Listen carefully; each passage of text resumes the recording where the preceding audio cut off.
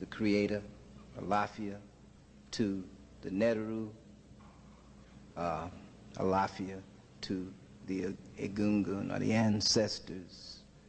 The ancestors asked me to ask you, do you realize that we are at war? They want to know, do you realize that? They want to know also, do you realize that this is not a fashion show? This is real. This is the rebirth and resurrection of our nation. They want to know, do you realize this? That is very good. We are in the presence of history tonight. We are linked with two of our living ancestors, bringing the line all the way down to us tonight. So I'm going to start off, and I particularly want to dedicate this to our great senior griot colleague and brothers of our senior griots tonight who has passed on, the great Chancellor Williams. We want to dedicate this whole thing to his spirit of truth, his griot spirit, his righteousness, and his dedication. So we start by evoking the Almighty, whatever name you may choose, Ra, Allah, the Most High, etc. Ashe. To the Neteru, or as the Yoruba people call them, the Orisha, the angelic spirits, forces. Ashe. To the beloved Egungun, the ancestors upon whose shoulders we all stand, who dreamed in their chains of a day when the sons and daughters of Africa would regain their African souls and stand up once more so that the light may come back to the world. To the Egungun, the ancestors, Ashe. And since we are at war, particularly to the Maroons, the guerrilla fighters who raised up Africa in the West, to Zumbe and the Gungazimba from Palmares, Ashe, to the Queen Mother, Nani and her brothers in Bluefield, in Jamaica, who fought the British and defeated them, Ashe. To the Reverend Nat Turner, the freedom fighter, to Gabriel and Nanny Presser, to Denmark Vesey and the great priest and guerrilla fighter Gullah Jack, Ashe. To Harriet and Sojourner, Ashe. To Frederick Douglass and Martin Delaney, Ashe. To Henry Highland Garnett and his vision of Africa, Ashe. And to all of those beautiful souls who came across the Middle Passage and endured the greatest Holocaust in the history of the human race, the over 100 million who still became community and spirit and bondage and survival in their chains, to their spirits, known and unknown, Ashe. And to our known ancestors, our bloodlines, our families, our great-great-grandfathers and grandmothers who labored in the cotton fields and held on, and who prayed for God's fiery jubilee of freedom, who formed a circle that would not be unbroken and let the forces of Africa come down and possess them and make them strong, so that they rose up and with armed struggle defeated the slaveholders on this soil where their bones, where we're standing on their bones now, and their blessings flow to us everywhere in the atmosphere. To our bloodline ancestors, Ashe. May the blessings of the Most High, the angelic forces, the ancestors, and all that is beautiful and holy and righteousness in the world and in the universe come to us we say Alafia all, and we give you blessings and peace in the name of our beautiful departed soul brother Chancellor Williams. Ashe.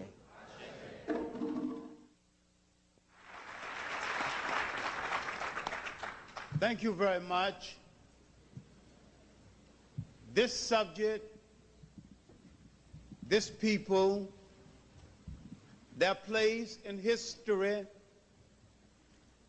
has been my life's work. It has been an obsession with me. It is something that I do with great regularity, like breathing. I have no world outside of it, for my conscious being is involved in the struggle to teach African people how to think better of themselves through a knowledge of their role in human history. I have said many times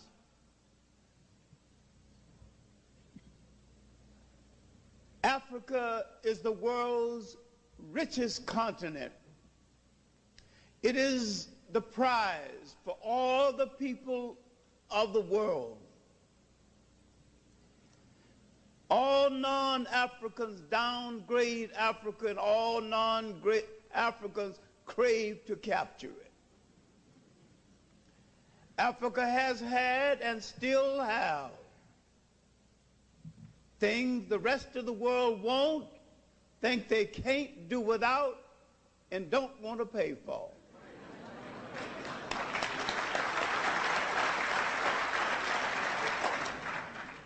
Because they want to seize African people, they want to plunder Africa.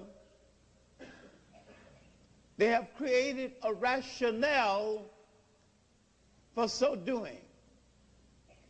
Africa has been under siege for over 3,000 years.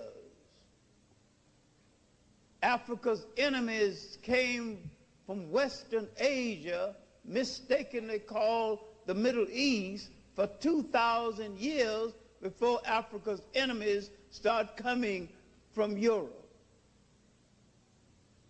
Africa has made no alliances with other people of any lasting value. Every people who came to Africa did Africa more harm than good. Every foreigner, faker, and fool and missionary who brought a religion to Africa brought it as an instrument of conquest and control.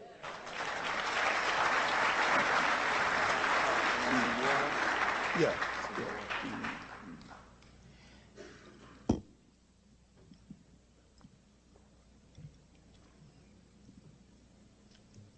Bringing a religion to Africa might have been the greatest mistake, and the Africans accepting it might have been the greatest mistake, because the religions were not needed in Africa. Africans had something higher than religions. Africans had a divine spirituality.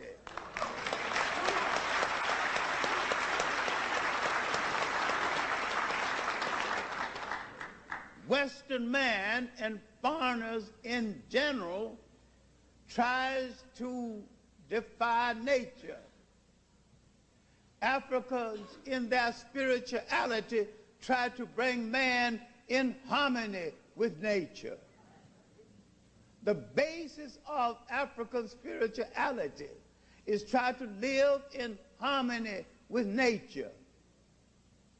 He didn't need great churches and temples because the temple was inside of yourself.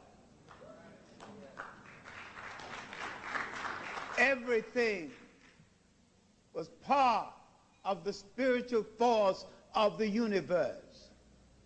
All life was sacred.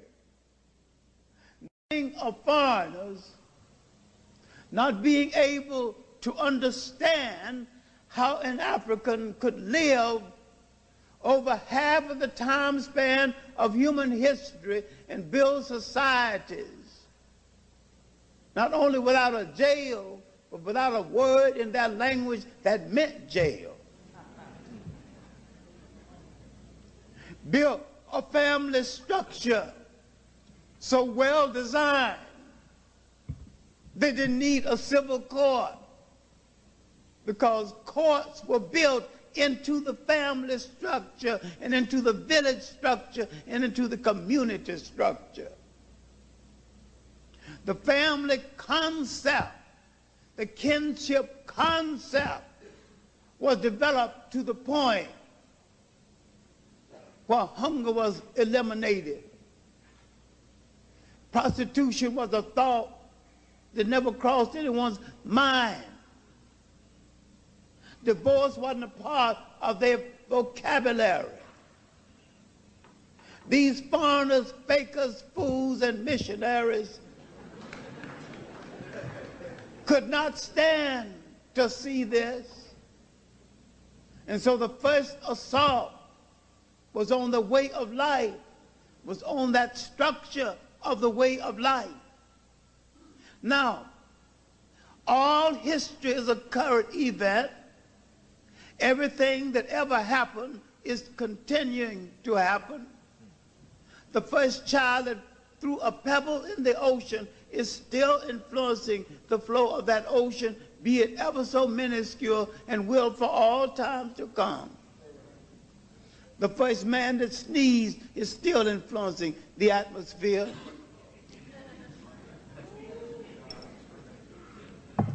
I was walking down Lenox Avenue in Harlem, and two hip cats met,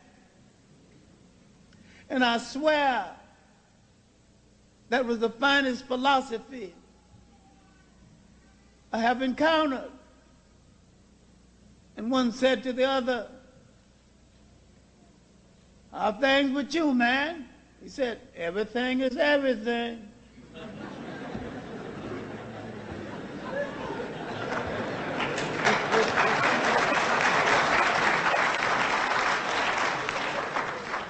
So I will proceed with the concept that everything is everything. That there's an interconnection with all events on earth, and no one is outside, and there is no insignificance. The insignificance is significance in its insignificance.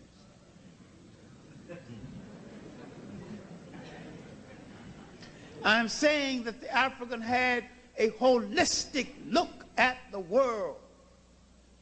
Now I'm talking about Africa in transition, and I'm talking about what set the transition in motion.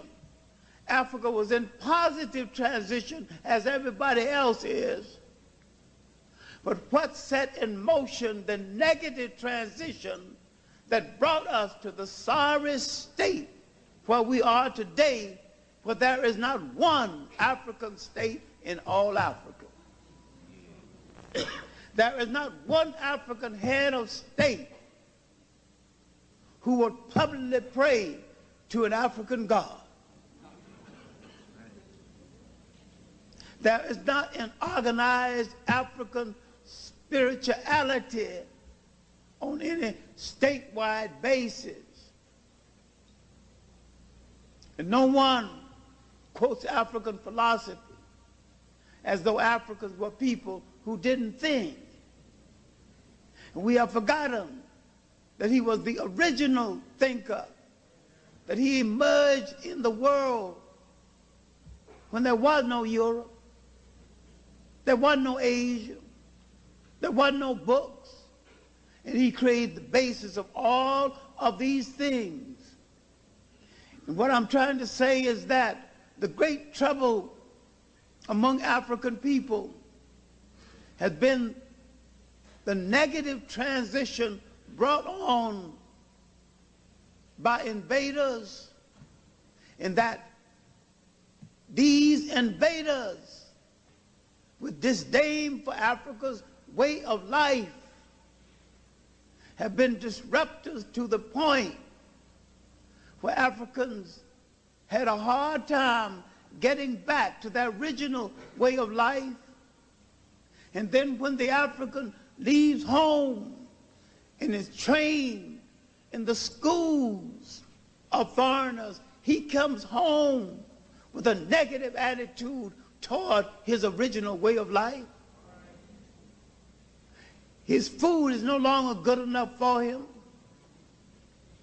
The African is accustomed to eating from the fields.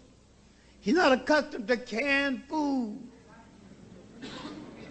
He comes home now, he wants French bread, a German car, and a foreign woman.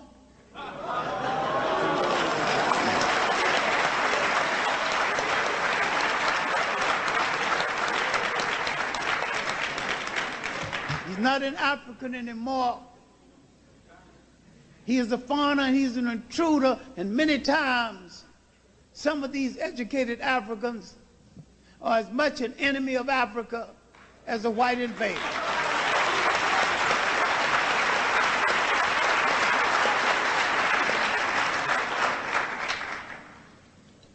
Out of Africa, too many times, the wrong turn of faith has called our sons and miseducated them and sent them back into Africa as the enemies of Africa.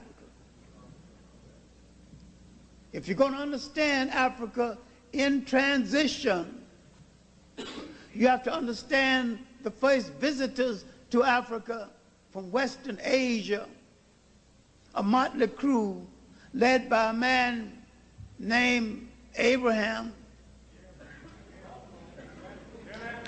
And when those visitors,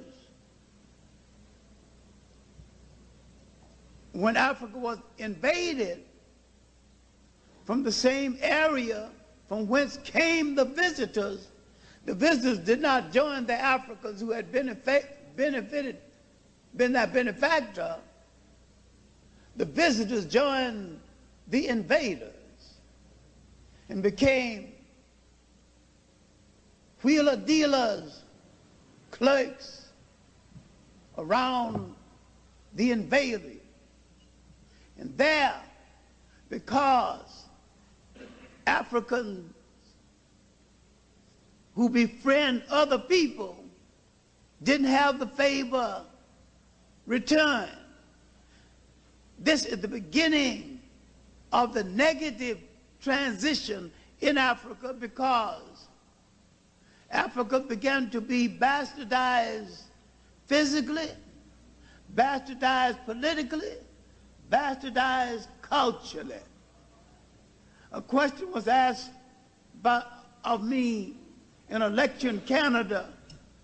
A girl stood up. She seemed nice enough, but rather sad. She was kind of the Light Brigade, and she complained. She said that my father was black and my mother was white, and what's going to happen to me? I don't seem to fit any place. And I remember an example that Malcolm X gave once. He said, if you take a clean glass of water and put 3 drops of ink in it, you can't use it as ink, you can't drink it as water. You have to pour it out.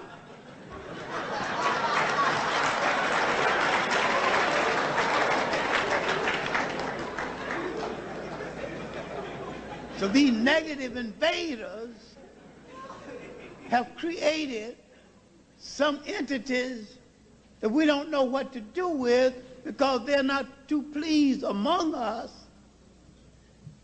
and their fathers are not opening the door for them. What I'm saying is these foreigners coming into Africa have fastened a problem on us that we previously didn't have to deal with. the bastard who don't know who his father is and who have some misgivings about their mother.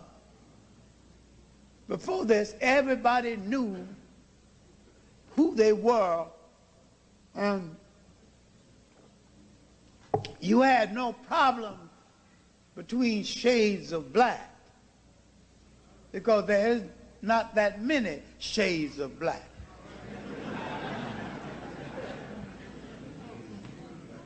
Now, the African didn't hide behind color because he had enough of it and lived in a sea of it, and that was his crowning glory, until some foreigner said there was something wrong with it.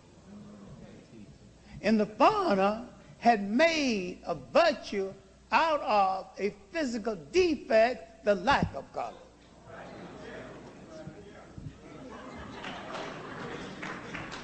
Now we have a problem. And Africa in transition is dealing with this. Now these first invaders would be brought under some kind of control, and that would be 1,000 years of peace, and then they would start coming again from Western Asia, the Assyrians, now called Syrians, the Iranians, then called Persians, then a Greek called Alexander. Some people thought he was great, but for what, I don't know.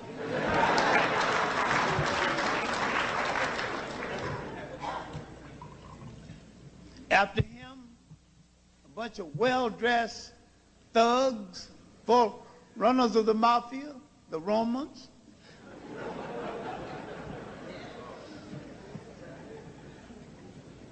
Their tax collecting force Christianity into being. They laughed at Christians, and after all, Christianity began to gain, at least their concept of it, or what we call Christianity. They stopped killing Christians and joined the church. Then they declared war on the Africans for the control of his own creation. The African never created anything called Christianity, Judaism, or Islam. These names are not even African names. But he created every element that went into the making of all of them.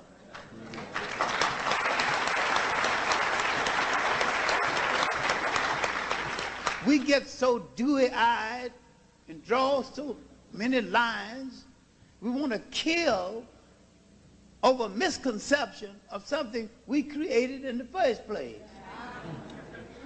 And what we're killing about? We're killing about the carbon copy of our own originality.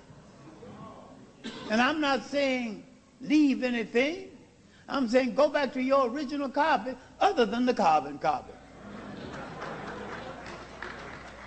Then you don't have to call it anything. You have to call socialism anything. You have to call communism anything, because you practiced for thousands of years before there were shoes in Europe, or before they lived in a house with a window. Because we have not looked deep inside of our own self and our own contribution in societies that we produced before the European interference and before the Arab interference. Now the brothers are not going to deal with the Arabs, and they're not going to deal with Islam, and they're not going to deal with Christianity. I don't know a single great Christian scholar of note. I don't know a great Arab scholar, Islamic scholar of note. When I say scholar, I don't mean just a believer in the religion, but a person who can give you an analysis. Then a person who's honest enough to see the defects in it as well as the virtue. A person who's well to understand the condition in Africa at the time of the arrival of the Romans, and understand those bunch of thugs that when they destroyed Carthage, there was no reason in the world that city needed to be destroyed. They could never build it up because they wasn't that brilliant. They couldn't put back the thing they had destroyed.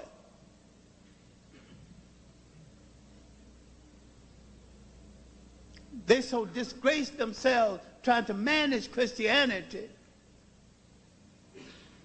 their concept, that the Africans turned toward another concept, Islam. The Africans thought that by turning to Islam, they would get the Romans off of their back. They were absolutely right. They could. But the Arabs replaced the Romans on their back, and it's still there. One of the main reasons we haven't dealt honestly with Africa, we haven't dealt honestly with the people who came into Africa pretending friendship, and Africa has had no friends coming from the outside. Never. Look how silent the people are, the alleged friends are, when Africa is in need.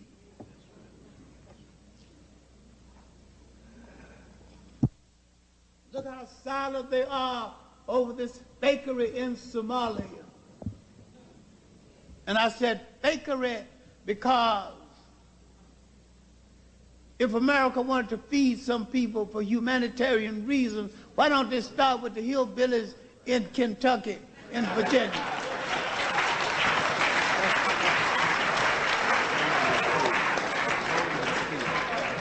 Now, never mind the blacks for one moment. You got white people starving. You know if they don't feed white people starving in America, you know they ain't gonna feed the blacks.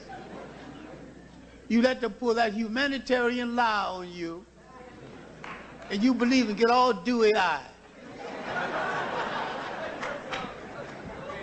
This is the first major step toward the military reconquest of Africa.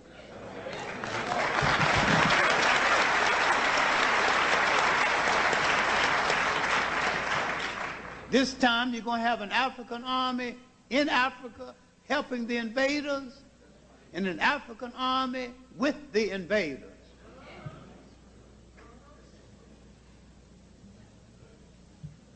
How little you have heard from the Organization of African Unity that was formed for the express purpose of holding Africa together. Systematically destroyed and weakened to the point where it's not even worth a discussion. If Africa's in transition, Africa is in transition back to domination unless it makes some rapid changes. Unless African people throughout the whole world realize that Africa's responsibility to be free, Africa's responsibility to be sovereign is not the responsibility of Africans who live in Africa alone. It is the responsibility of the whole world.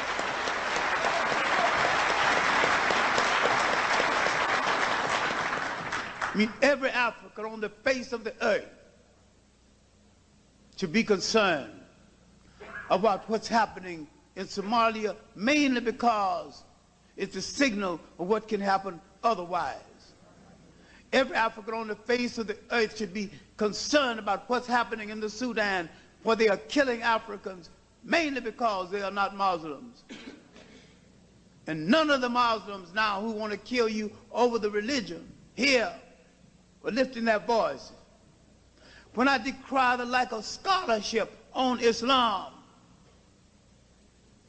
I have yet to read an appraisal of the destruction of the Western Sudan by a black scholar. I have yet to see or hear an in-depth discussion on the Arab slave trade coming from a black who is a Muslim. And the Arabs were in the slave trade before Islam. They're natural slavers. They are people looking for their people-ness. They're on the take like a Saturday night whore. They're for sale to the highest bidder. And if you think they're your friends, you are dreaming. They will join Europeans in the reconquest of Africa and take their share. And they'll drive Africans out of Africa and repopulate it with Europeans and look back. If we don't understand it, that we don't wake up soon, we are in for the greatest single Holocaust in human history. We've got no friends. Nobody's going to defend us. You think the Asians going to come to our defense just because they're non-white? Don't dream. Don't put too much stock. Logically, it made sense. They've been discriminated too, against too. Makes real sense for there to be an alliance between Africans and Asia. They're the majority of humanity. But there's no assurance of it. There's a possibility of it on some lines, but not all the way. Now, how do you hone in and sum up something as big as this? What I'm trying to say is that the struggle for Africa to control it has been going on before the Europeans. It continued with the Europeans. It continued concurrent with the slave trade. It continued after the Romans were driven out of Africa and went into Europe, went into what they call the Middle Ages. It continued during the beginning of the slave trade, the assault on West Africa. At the same time, great African states in inner Africa was moving to the apex of a golden age.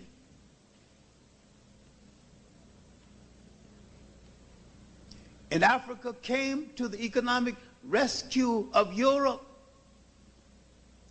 Europe had drained its money in silly crusades that were not holy,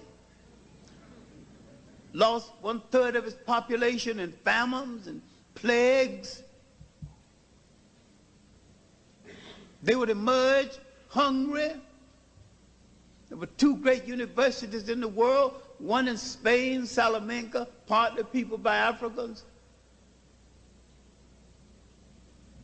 One in inner West Africa, the University of St. Corey at Timbuktu. Now, the enslavement of the Africans rescued Europe. But what we forget to study is the longest single revolutionary struggle in history ensued. We did not sit around and weep. More and clear revolution throughout South America, throughout the Caribbean islands. 250 recorded slave revolts in the United States. I'm saying the African world is in transition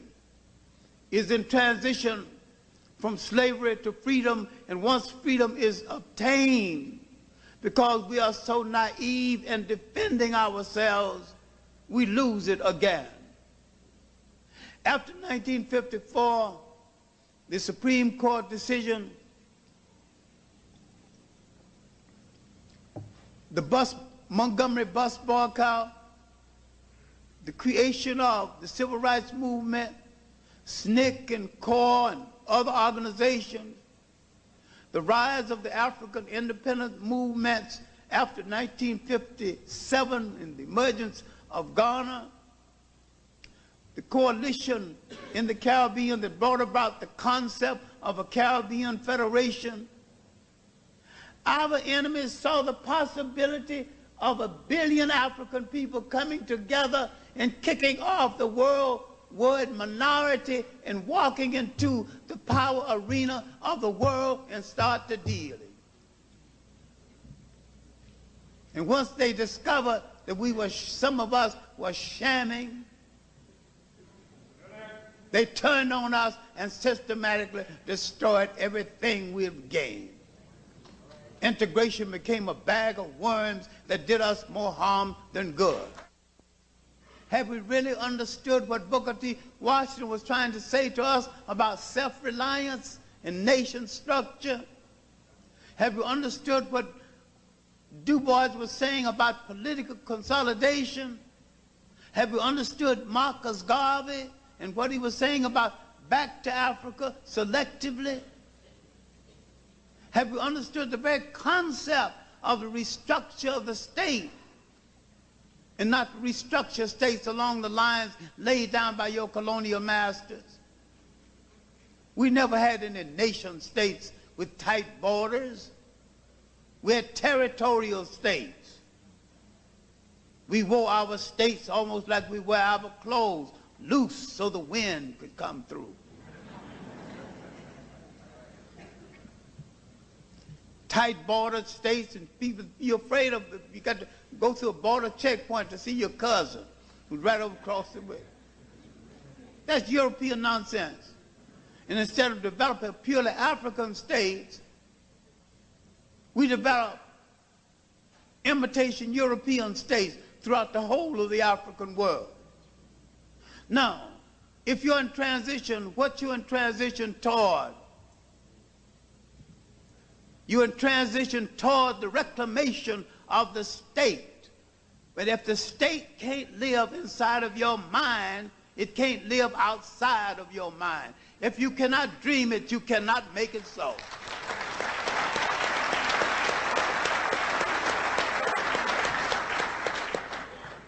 Then you have to ask yourself, what is a state?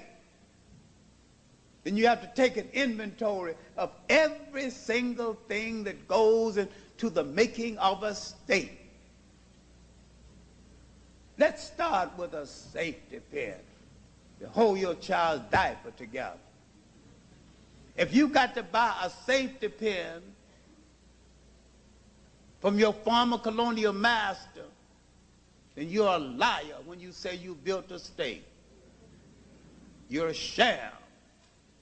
If you're going to build a state, then everything that's needed to maintain that state should be ready. You should have trained people to handle your harbor. Your people, not foreigners. Train people to keep your people healthy. Train people to lay down your airports and do it correctly and professionally. And when you don't have all those things functioning for you in your hands, you're an imitation of a state. We have done the wrong thing with our children. Let them have that choice about what to study. You study what we need.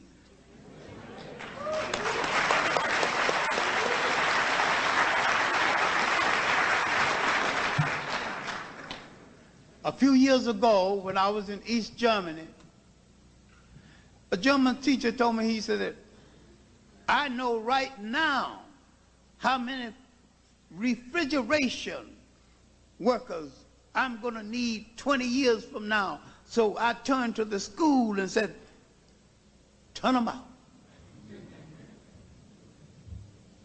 I know how many electricians I'm going to need.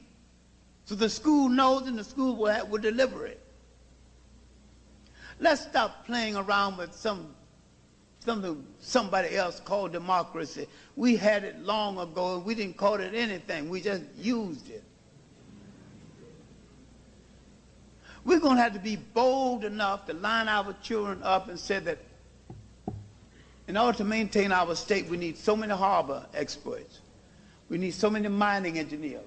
So many people who know metals, so many oceanographers, so many people that handle the fisheries. Now what you want to study? You said music. Is it build a state?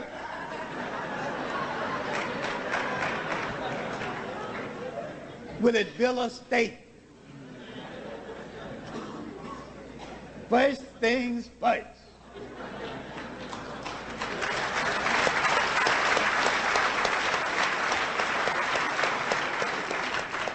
You know people have to be healthy. You know people have to be educated. You know people have to be fed. So you train people to do these basic things. And once these things are taken care of, and you've got extra, I don't mean 10 harbor managers, you got 10, you got 20 in training. You've got all the people in place needed to hold the state together without you turning outside. You've got all of this. Okay, Johnny, you want to play the violin? It's all right. But get the stage straightened out first. The classics are here. We are classics. Study us.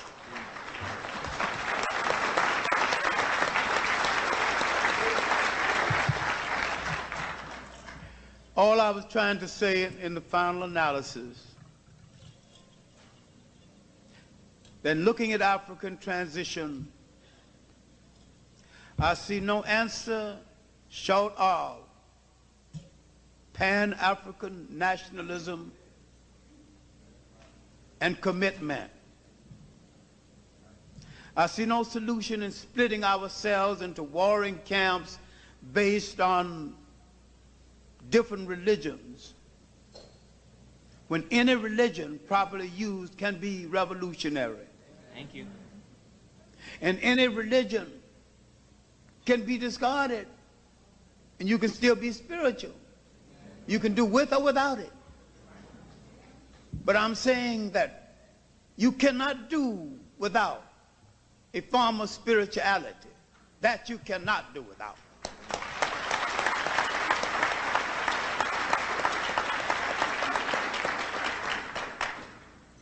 It is spirituality that's a part of your humaneness.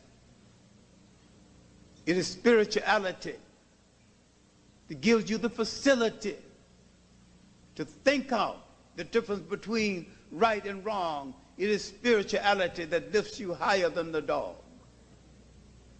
I'm saying that you cannot do without. You can do without the denominations. And it doesn't matter real good whether you go to a Methodist or a Protestant or a Baptist. I grew up a Baptist. I'm kind of partial to the Baptists, although they're the loudest and the wrongest of all the religions I know about.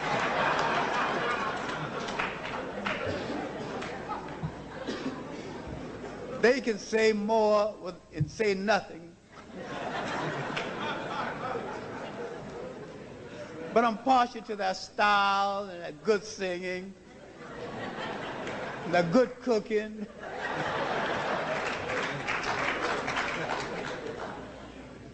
Other than that, I don't think it would make a difference one way or the other. I go to the first church, I got a door open if I wanted to go to one. It's not that much difference, really. What I'm saying is that we need to practice the essential selfishness of survival. All of us need to ask and answer the question, how will our people stay on this earth? How will they be fed? How will they be clothed? How will they be answered? In the asking of the questions, in the seeking of the answer, maybe we will meet again at that fork of the road where we went wrong and read the signboards of history properly. Maybe in reading the signboards we will see a sign marked Pan-African nationalism, African unity. And then we will straighten ourselves up and say, of course, that's the way home.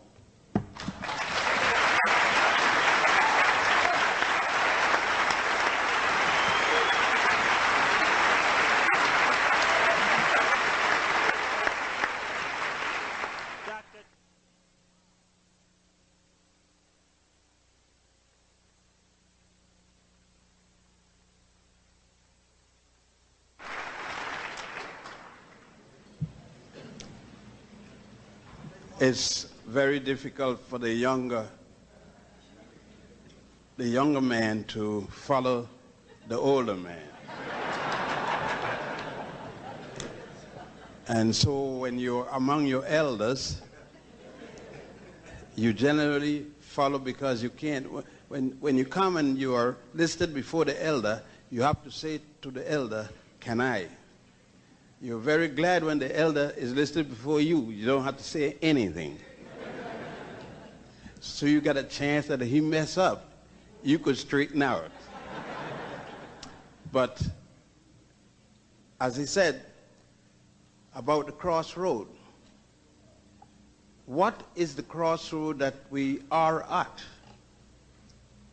And is it only one crossroad? I must start at a ticklish point in our history and our performance. At a place called Delphi in Greece, and I'm not using the word Greece with any distinction, because it has none. I know I heard quite a lot of people in this room. But on the temple of Delphi, they say, man, know thyself. I don't think the Greeks really knew what they were writing. They had copied it from Clarke. When they came there, as little boys trying to get an education from the Africans. So I know that when the Abalaba and the Kapatapa and the Shipidi and the Chai milkshakes get angry with me, you get angry because you know no better. But it goes further than that, that we're at the crossroad. When you are a Muslim and are going backwards, or a Christian, or a Hebrew, what crossroad are you stopping at? Are you saying that Jehovah had something to say to Africans? That Jehovah's message had anything to do with Africans? Are you saying that Jesus was anything new to the Africans? Or Mary?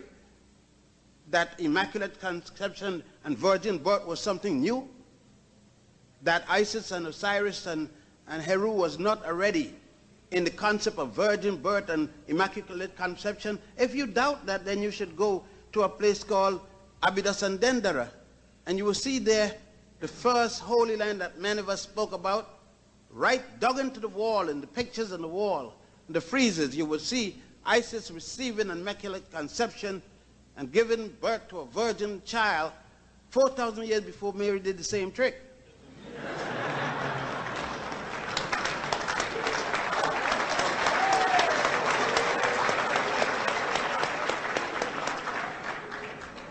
So the crossroad we are talking about, that the African stands at the crossroad, it stands at the crossroad of human history. And here again, Africa is preparing to again stand at the crossroad to lead the rest of the world that did not exist in history. What I'm saying, not that the Greeks did not exist, or certain aspect of the Asians. What I'm saying, that no one know them in history during that particular time when the Africans were already setting the framework for human civilization. Let us go back. Let's go at 4100 before the Common Era, as you would say, BC. And see if you see any Christian there standing up, any Muslim, any Jew, if there's a God named Jehovah yet, a God named Jesus the Christ, or a God named Allah. Any man in here, I will stop and give you 10 minutes. Anyone, if you're an imam, you're a minister, you're a rabbi, you're whatever, come up and show that I'm lying. Show me.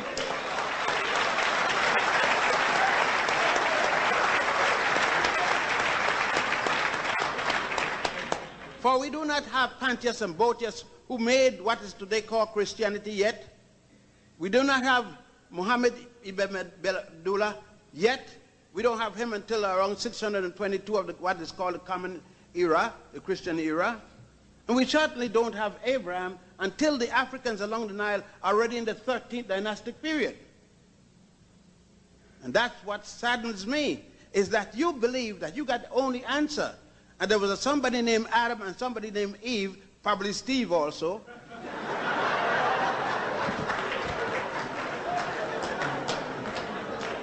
and that belief concept of the fact that an African woman, the remains of an African woman by the name of Denknesh, which Westerners call Lucy, dug up in Ethiopia, 3.2 million years old, and you sticking still to Adam, not yet 6,000 years old. And then you expect that something is going to miraculous happen and will change your lot in the world, along the fact that God himself has appeared in Washington, D.C. a few days ago with Maya Angelou and her third white husband.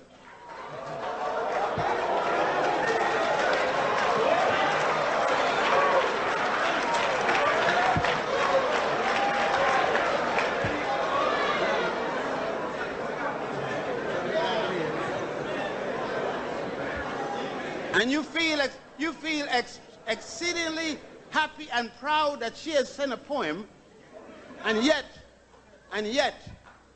couldn't bring a black husband with her to hear the poem. It's about time. My mama used to say, boy, if you ain't gonna shake it off the pot.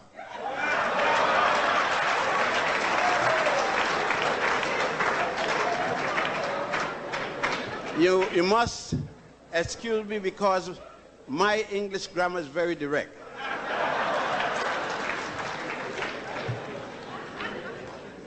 What we have to, I said, even the paper that is printed here, when we made that to make communication easier, so that we didn't have to just write on trees or write on rock stones and people to come, we needed to pass information in great distances. When our scientists developed paper, papyrus as it's called, Greece had not had a peak in the sun yet. The first Greek writer, Homer, and his Iliad and Odyssey was nowhere in the world. Nowhere in the world. That was not until 833. For you Greek freaks, it was not until 833.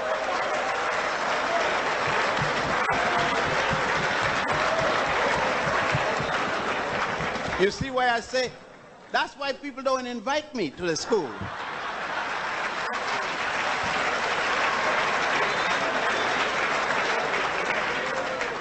And some who invite me don't invite me back. But the fact must be stated irrespective of who it hurts. If you're hurt, then you should check it out and see why you're hurt. You must stop and realize that when your ancestors were deciding the mathematical formulas in order to build the 82 pyramids of Egypt, not a single Jew, white, black, or technicolor, was born as yet. The first of those pyramids was built in the 3rd dynasty by Amenhotep, the world's first known Monteginus, and the last was in the 12th dynasty. The first Jew, Abraham, was not born until about the 13th dynasty, and that would be about 1765 before the Common Era. Thus, we could eliminate the lie about Jews building pyramids in Egypt. As a matter of fact, they didn't have enough nerves to even put it in the Torah, which you call the Old Testament. The crossroad that I'm speaking about is the crossroad when man first attempt to codify social and human behavior. A set of laws, 42 laws to govern human behavior, otherwise called the Admonitions to Goddess Ma'at, and later the 42 negative confession. Negative because they start out as an answer to a previous command, and if the answer is already edited in the 4100 before the Common Era, then you must understand that the command itself, or themselves, since they're 42, was back to at least 6000 BC, what is called a pre-dynastic period of Nile Valley civilization, such as, Hail Ma'at, I have not made light thy bushel. Hail Ma'at, I have not killed man nor woman. I think you should pick up a few there, so when you start to talk about the nonsense about Moses, somebody named Moses got 10 commandments on Mount Sinai, in Africa, in Egypt. The last time I looked at Egypt, and that was 2 weeks ago, Egypt was still in Africa, it hadn't gone anywhere. Except on the campus and white professors. And now, since you have a new black professor in white skin, Martin Burnell, and now you can now speak about Egypt. You can now be sure, because you can now say Ben Yochanan was speaking the truth. Martin Burnell says so. And now you can walk away with Martin Burnell's book. Those of you who had to hide mine, and then look underneath before you speak from it, you can now walk with it because Martin Burnell has said, Yochanan was telling the truth. And that goes for Dr. Clarke too. He has sanctioned, and other white scholars have now come and sanctioned what we are saying. So now you could take that out with the New York Times and Sunday and feel appropriate. But the crossroad I'm talking about, you can go to Karnak Temple and see the beginning of mathematics.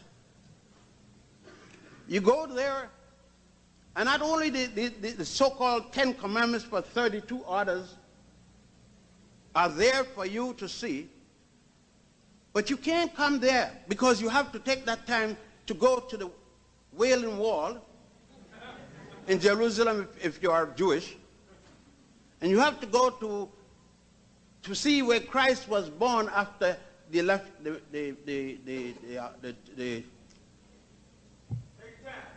thank you, sir. They left the cave in Ethiopia and changed it at the Nicene Conference to a manger in Bethlehem. You can, or you have to go to Mecca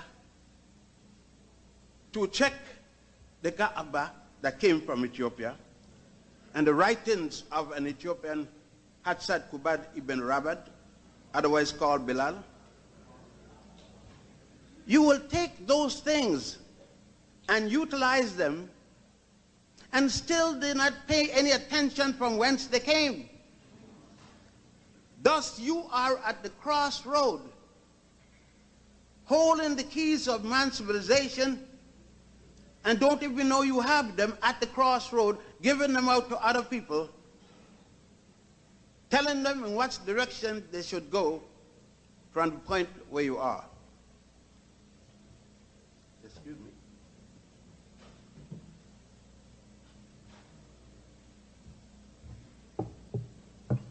Now, Africa at the crossroad.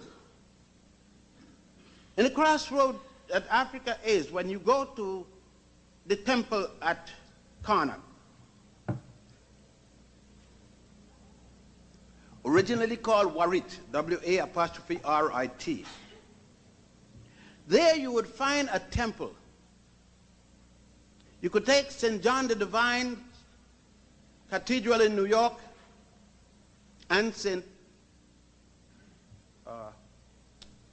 that's the one in New York, the homosexual just picketed it, St. Patrick's.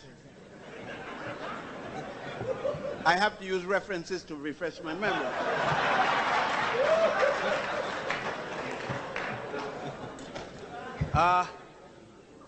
And you can take the Vatican, the entire Vatican, the Church of England at Canterbury, put them all together.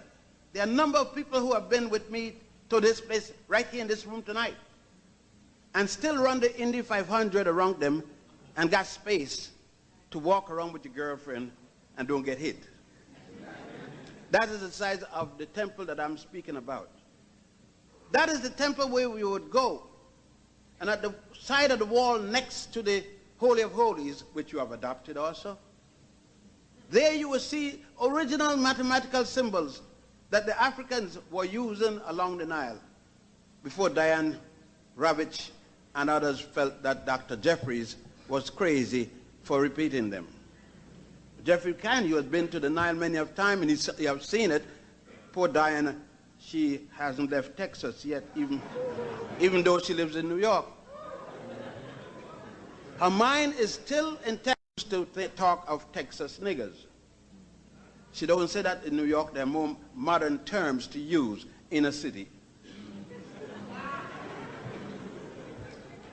We have to understand that the crossroad that we're talking, had we stood at the crossroad and not moved, you would not have been able to go to the Louvre Museum, the Louvre, in France, or the British Museum in England, and even the museum right here in Atlanta, the Clarke Museum in Atlanta. Because there wouldn't be anything to put in there. If you remove those things, that they took from Africa, you would have no museum.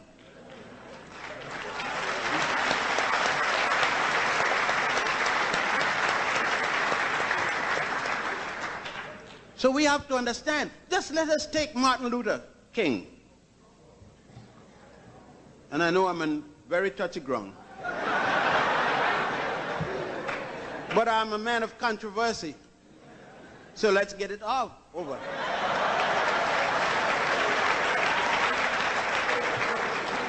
Poor Martin didn't know any better. Because look at the advisors. Bayard Rustin, cousin, sister, Bayard Rustin, Wyatt Walker. How could they advise him on nonviolence? To think that it was Mohandas Karamchand Gandhi, who in South Africa, leave South Africa because he refused to drive in a car with black people, and went back home. The whites were kicking him in his behind all the time.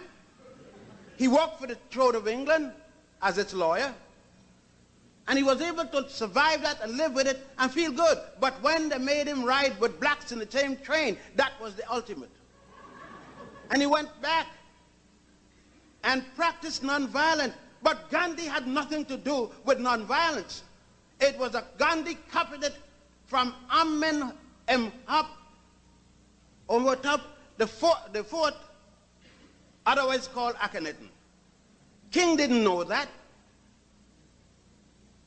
Neither did Dr. Thurman that taught him about nonviolence at Boston University. Thus he flew right over Africa without stopping home, where he belonged, and went to see Gandhi. And came back. Pure Coretta equally doesn't know up to now. And she been going to Africa. But she went with Andy Young, the master apologist in the world. Only one man in the world apologized more than Andy Young, Jesse Jackson.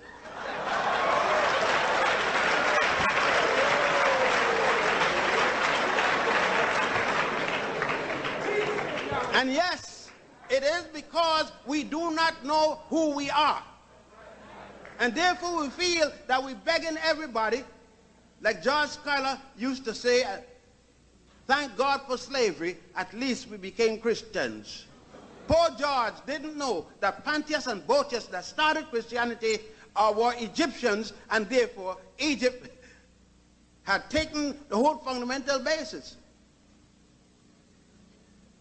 Those who don't know me call me, hey there. But those who know me call me by the name my mother and father placed on me. The crossroad of Africa then, and we could call crossroad in stages. I don't have time to stay right here because I could stay here a whole week and don't talk about a single Jew isn't here yet, a single Greek or a single Roman. I got to get to 1,000 before they come in here before I mention a Greek or a Roman. At the time when Rome called itself Etrusca and Greece called itself Pyrrhus. I could stay here all the time practicing medicine and reading the treatise of medicine from great African physicians from different papyrus, like the Edwin C. Spetter papyrus, which comes in 1555 years, 500 years before any place in Europe gave itself a name.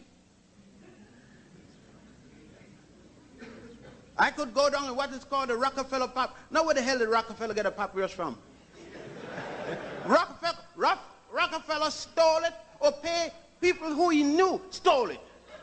He was a dirty thief. And the family still remain the same way. Let's tell it like it is. If I get mad enough, I go to Washington and tell them, give me back my damn scales. Yeah? At the crossroads, you will not have justice.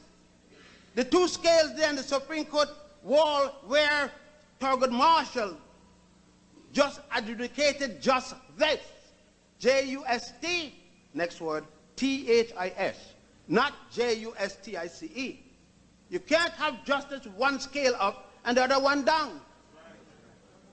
Justice, as Goddess Ma'at is shown in the temples and the tombs, is where the two scales are even, where both eyes are open and no handkerchief with a sword.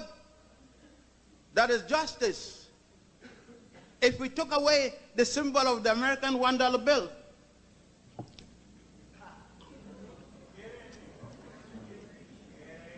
if we took that away, Washington wouldn't know what to put. He wouldn't even know to lay out, Banneker to lay out a city, and then to have the three main shrines on a line that copy from the layout of Karnak, Luxor, Abu Simbel, and the center pyramid at Giza, the pyramid of Khafra, the son of Khufu. Every time you look at the Western world, it is copying from the central beliefs of the ancient Africans at the crossroads. Again, I must say, we do this because we get in our quote-unquote secret organization, whether we're talking about the Elks or the Masons or the Oddfellows or whatever, and we run to Israel every weekend, taking with us millions of dollars, billions. And we are not afraid of people getting blown up every day in Israel. We still go there on tours.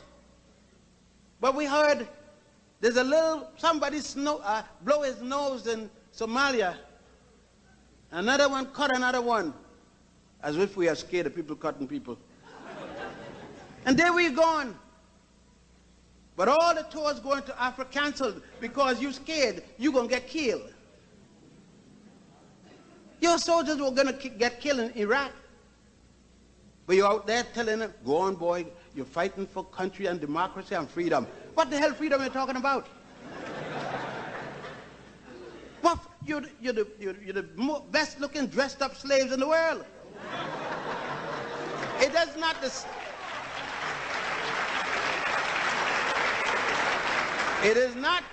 It's not the physical enslavement. I know that because of the driving Mercedes-Benz, MDW, WMB, and all kind of... It is this enslavement of the mind that I'm talking about. A mind is a terrible thing to waste if you got one.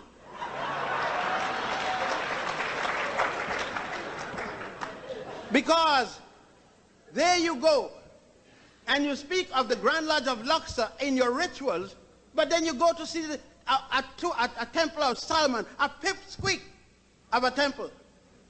Why is this man that ever lived? What the hell did he do that was wise? Tell me something that Solomon did was wise. Two women arguing over a child. He tell the two women, the one that the child don't believe to, cut the child in two. That's a jackass. That's not a wise man.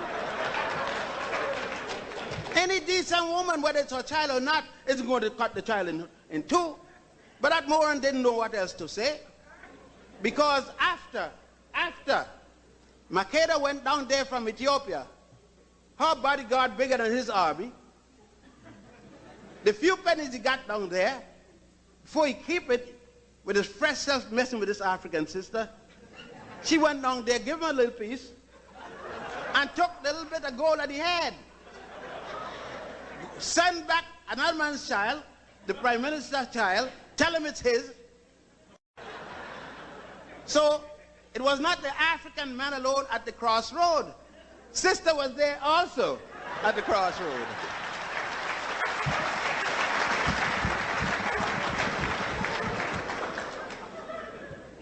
In the concept, since it is that we are following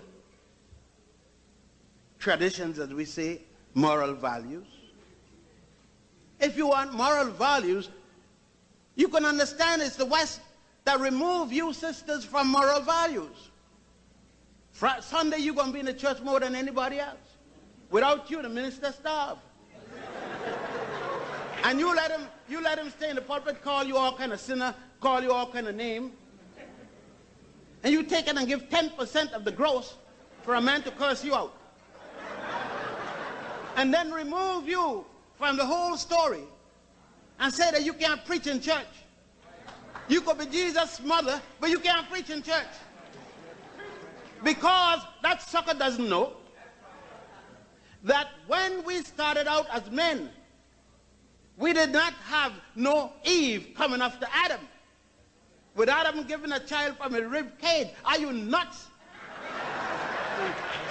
How could you get a baby out of a rib cage? No. At the crossroad, we kept our mind, and therefore we put a sister, goddess Mut. And we call her the goddess of heavens. And we put a brother called God Shu. We call him the god of the sky, the god of air. And we took another brother lying down, his feet bracing the feet of goddess Nut, his hands holding her hands, her head hanging through her hands, her body forming the firmament, her feet coming down. And we got Shu, one hand on her vagina, one hand on her breast, and the caption, by the way, go to Egypt, go right now, I'll go with you and show you. We said what? Goddess of God's Shu, holding goddess Nut at the two pillars of heaven, her vagina and her breast. And you sisters want to know why the brother leave you? Because you move away from the concept where he show you as the God, goddess, and as the universe. And he's holding you up with pride and joy. Today he hold up 1,000 pipers, Scotch whiskey, as he goes in heaven. You see, I don't have no problem. When I came to the city and the plain land, I look around for something, because I can't be here without thinking of it. I said, where's the black woman? As soon as I saw a black woman, I knew I was on firm ground. I know now I got heaven. You look up in the air for heaven, and I got heaven.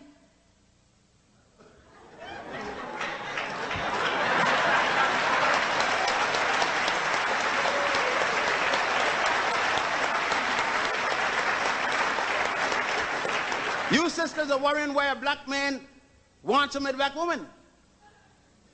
Well, God, the way you all look, how you expect a black man to be satisfied with one black woman? Huh?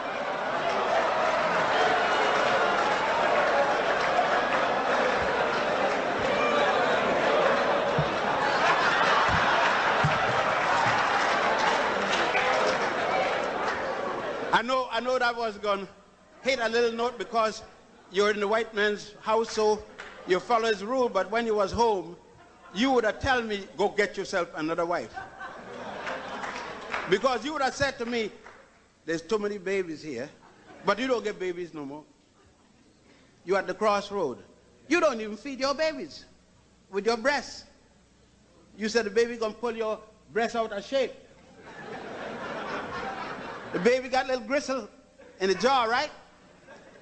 Your man got bone in his jaw.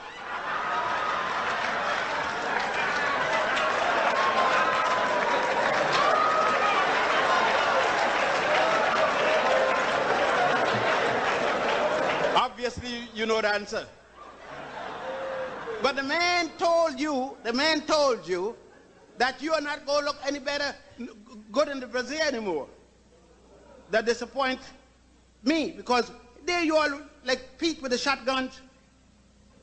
Go home and you look like Rusty with the bladder. But again, the mythology that we have been placed to trust, not only in our everyday life, but we have been given illusion. Now everybody talking, I'm fulfilling the dream. What dream?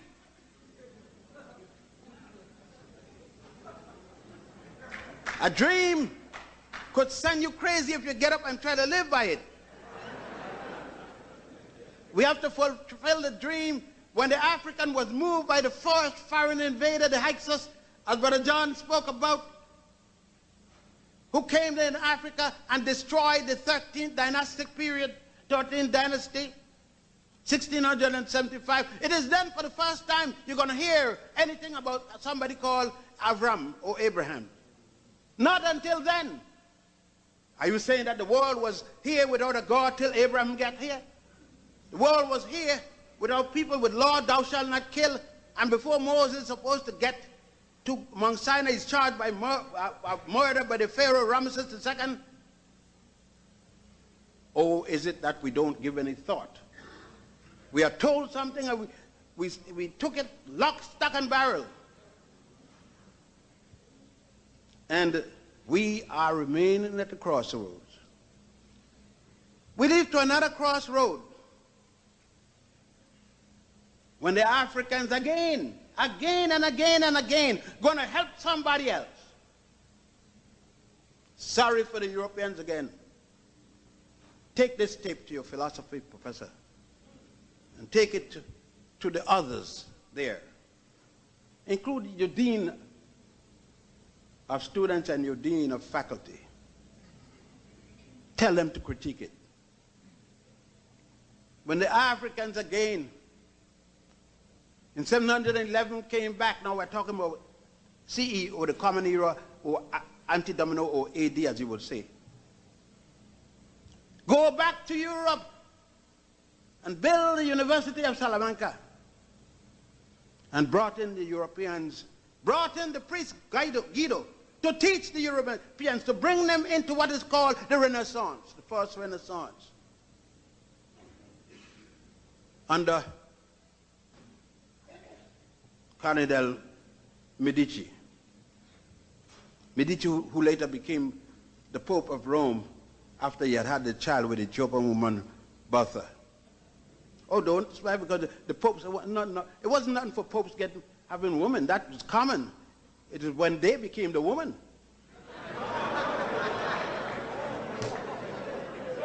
Read Michelangelo's account of why the picture of Jesus that you worship was delayed from 1509 till 1512. Why Pope Julius did not let him go away. It was not Julius. Before Julius, you know, Mantegna was called to paint what he believed the Holy Family looked like. Remember, up until then, they were worshiping a black woman like any one of you black women here. Even a little baby black child. The black Madonna and child, Isis, Horus, or Osiris. Not the blonde, blue-eyed woman and man you got in your house. And that, to me, is the thing that is bothering us. We want to ape the European of even being emotionless. And we are talking about the only thing, black people are right, but we got too many emotions. I mean, what the hell do you think a nerve center for? For emotion. Every time the sensitivity comes, it's emotion. Something is sending a message to the brain. And the brain reacts, it's emotion. But it also put it back scientifically. And what the Europeans could talk about science? When we were building, when we did the calendar, wasn't no way in his own. Hello, welcome to Like It Is and our continuation of our series with three eminent historians about African history and its impact on our lives. Our guests are Professor Ivan Van Sertima of Rutgers University, Professor Joseph Ben Yekinen of Cornell University, and Professor John Henrik Clarke of Hunter College. Our historic excavations will begin or continue right after these words. At a time when Europe at its very best could not produce a machine with a temperature blast in the blast furnaces of more than 1600 degrees centigrade. They found in that area where they were producing steel that there were higher population densities than there are today.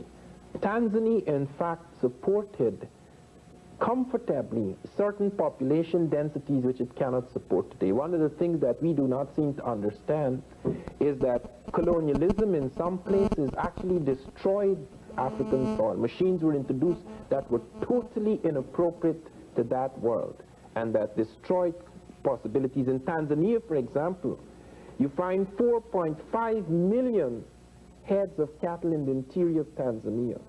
Within a matter of a century after colonialism, all that cattle disappeared, and things were introduced that were not in Tanzania at the time, or did not take on epidemic proportions. Rinderpest, smallpox, jigger fleas, all these things were introduced under the colonial period.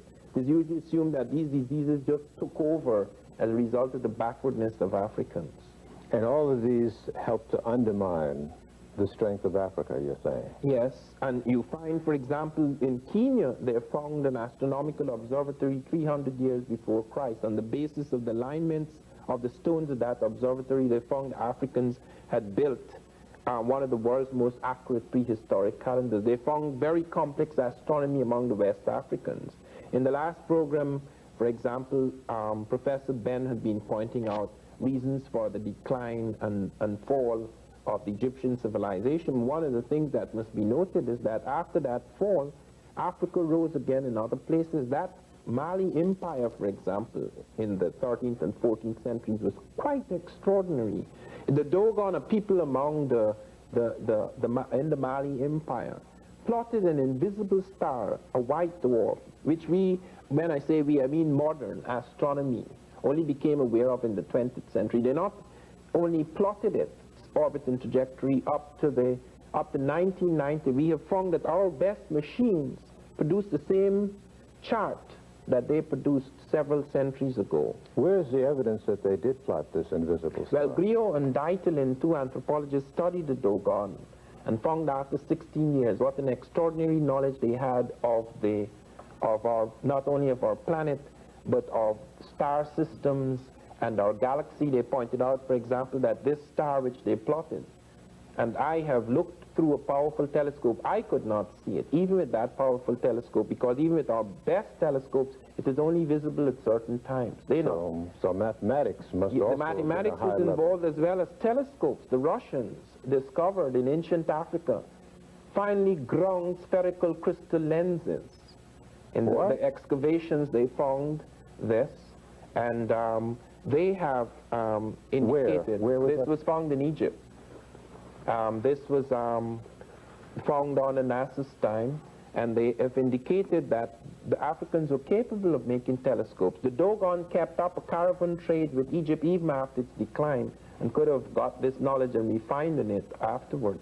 So what we have is a story of an African people that had developed a high technology, but their humanity was such that No, I don't think it's a question of humanity. I do not believe in theories of people being more human than others. I do believe, however, and the evidence bears us out, that whereas the Africans had the opportunities to destroy European civilizations whenever they invaded Europe, where it was under the Grimaldis before the emergence of Cro-Magnon man, where it was under the Moors, when with other peoples they were in Egypt, they were in Europe, where it was under Hannibal, when even Taharqa made an excursion into a part of Europe, they found them in Spain. The European profited in all the circumstances. Never was his civilization shattered. Whereas when the Europeans invaded, they wiped out cultures. And that is a very odd thing. That speaks not of humanity, It speaks of very extraordinary circumstances, how this can be translated in terms of whether you have different kinds of human beings or different type of human consciousness or different human character, perhaps in terms of the social character of the African. You see, the African never believed that, for example, if he has a religion and he conquers another person or walks into another territory, he has to plaster it down on them. The times when these invasions were made, it was times when Europe thought, or at least she liked to think, in order to cover up, to assuage her guilty conscience, that she could say, well, look, I've come on the name of Christ in the name of God to save these souls, so that she therefore found it necessary to wipe out everything. Like, for example, in America, she destroyed all the books in America except 3. Well, did the African ever do that? They never did that Europe? because... Did the African ever enslave the European? No. No, you don't have evidence of that. And this is not only a question of humanity, it has to do, as I say, with the assumption with which you move forward, that what are you doing? The African, for example, did not have these monolithic religions where you would go like the Arab or the Christians, the European Christians, when they distorted Christianity, would go and say, in the name of such and such, I'm going to wipe you out. I don't think the African invader ever operated under those premises, so that you can have a totally different kind of impact occurring. Okay. Let's talk about some of the vast resources on the African continent and how they were exploited and utilized by the African. Well, they have found, for example, in medicine, extraordinary things occurring in African medicine. I'm not just talking about the witch doctor. In the Edinburgh Journal, for example, they noted the Africans were the first in cesarean operations. They have a picture of it in my recent Journal of African Civilizations, that they had invented a vaccine for smallpox before the Europeans, that they were using tetracycline consciously before the Europeans, that they were the first people to have standardized medicinal doses in Egypt, a socialized medicine. I thought tetracycline was a relatively modern drug. No, 14 centuries ago, they have found Africans using the tetracycline. They found the yellow-green flash in their bones. And they found where they were using that tetracycline, there's the lowest incidence of infectious disease in an ancient population. Do they know how it was administered? No, they found it first in their grain bin, so that it may have started as an accident, but then the Africans became aware of it and started to use it in medicinal doses. We also have evidence of mathematical systems, and this is one of the things that one finds so frustrating, that in most of the anthropological and archaeological records, or anthropological and historical records, you do not there's no mention of African mathematical systems. Work has been done showing that these mathematical systems were highly complex, particularly among the people like the Yoruba, etc., and some of them were on the verge of computers before the Holocaust. And you wonder why are these things not mentioned. The reason why they're not mentioned is that most of the studies of Africans were done in small communities, survival communities. Studies at the core and centers of major African civilization, few of these have been done, and even when done, they haven't been done in terms of technology, because it was assumed that they did not have a technology. Their resources are incredible. South Africa has still retained control, and in that sense, Africa has only gained the paper independence. South Africa controls the world's diamonds, the world's gold. 23 million ounces of gold are produced in South Africa a year. Zimbabwe and Ghana has only 1 million. The diamonds among the South Africans, they are the leading diamond producers in the world. Manganese, it's incredible.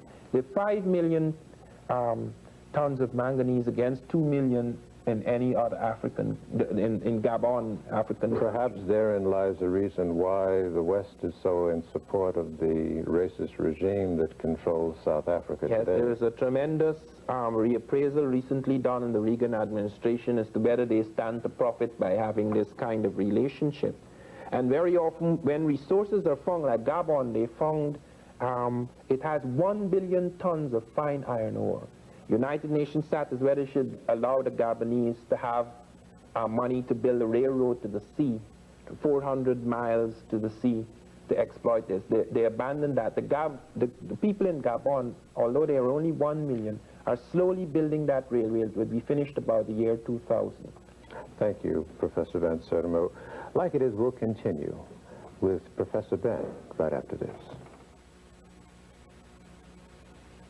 In the process of the colonization of Africa, there were a number of treaties and agreements and whatnot that were drawn. Maybe we can sort of cover those in an overview. I think that if we examine the major source of these treaties, we will go to a 3-volume work by the official historian of Queen Victoria by the name of Edward Hertzlet. He wrote a 3-volume work called The Map of Africa by Treaties, under these treaties. It showed there where certain quote-unquote chiefs, because this is a European term, sign away lands by the mark of an X. The documents are written in either English, French, Dutch, depending on who the colonizer was. No indication that the African knew that language. There is nothing in any of these treaties that would indicate that the people of that African land attested to those signing in that the land belonged to the people, and none of the so-called chief could take away the land of the people and sell it or something. We had similar situations here in the United States, of what is now the United States of America, with the indigenous people. Treaties were formed between European and Europeans. The worst of such treaties was the one that gave away the entire portion of what was then called the Congo, later called Congo Free State, to Leopold of Belgium, with the approval of the United States of America, Great Britain, and the other 12 colonial powers of Europe.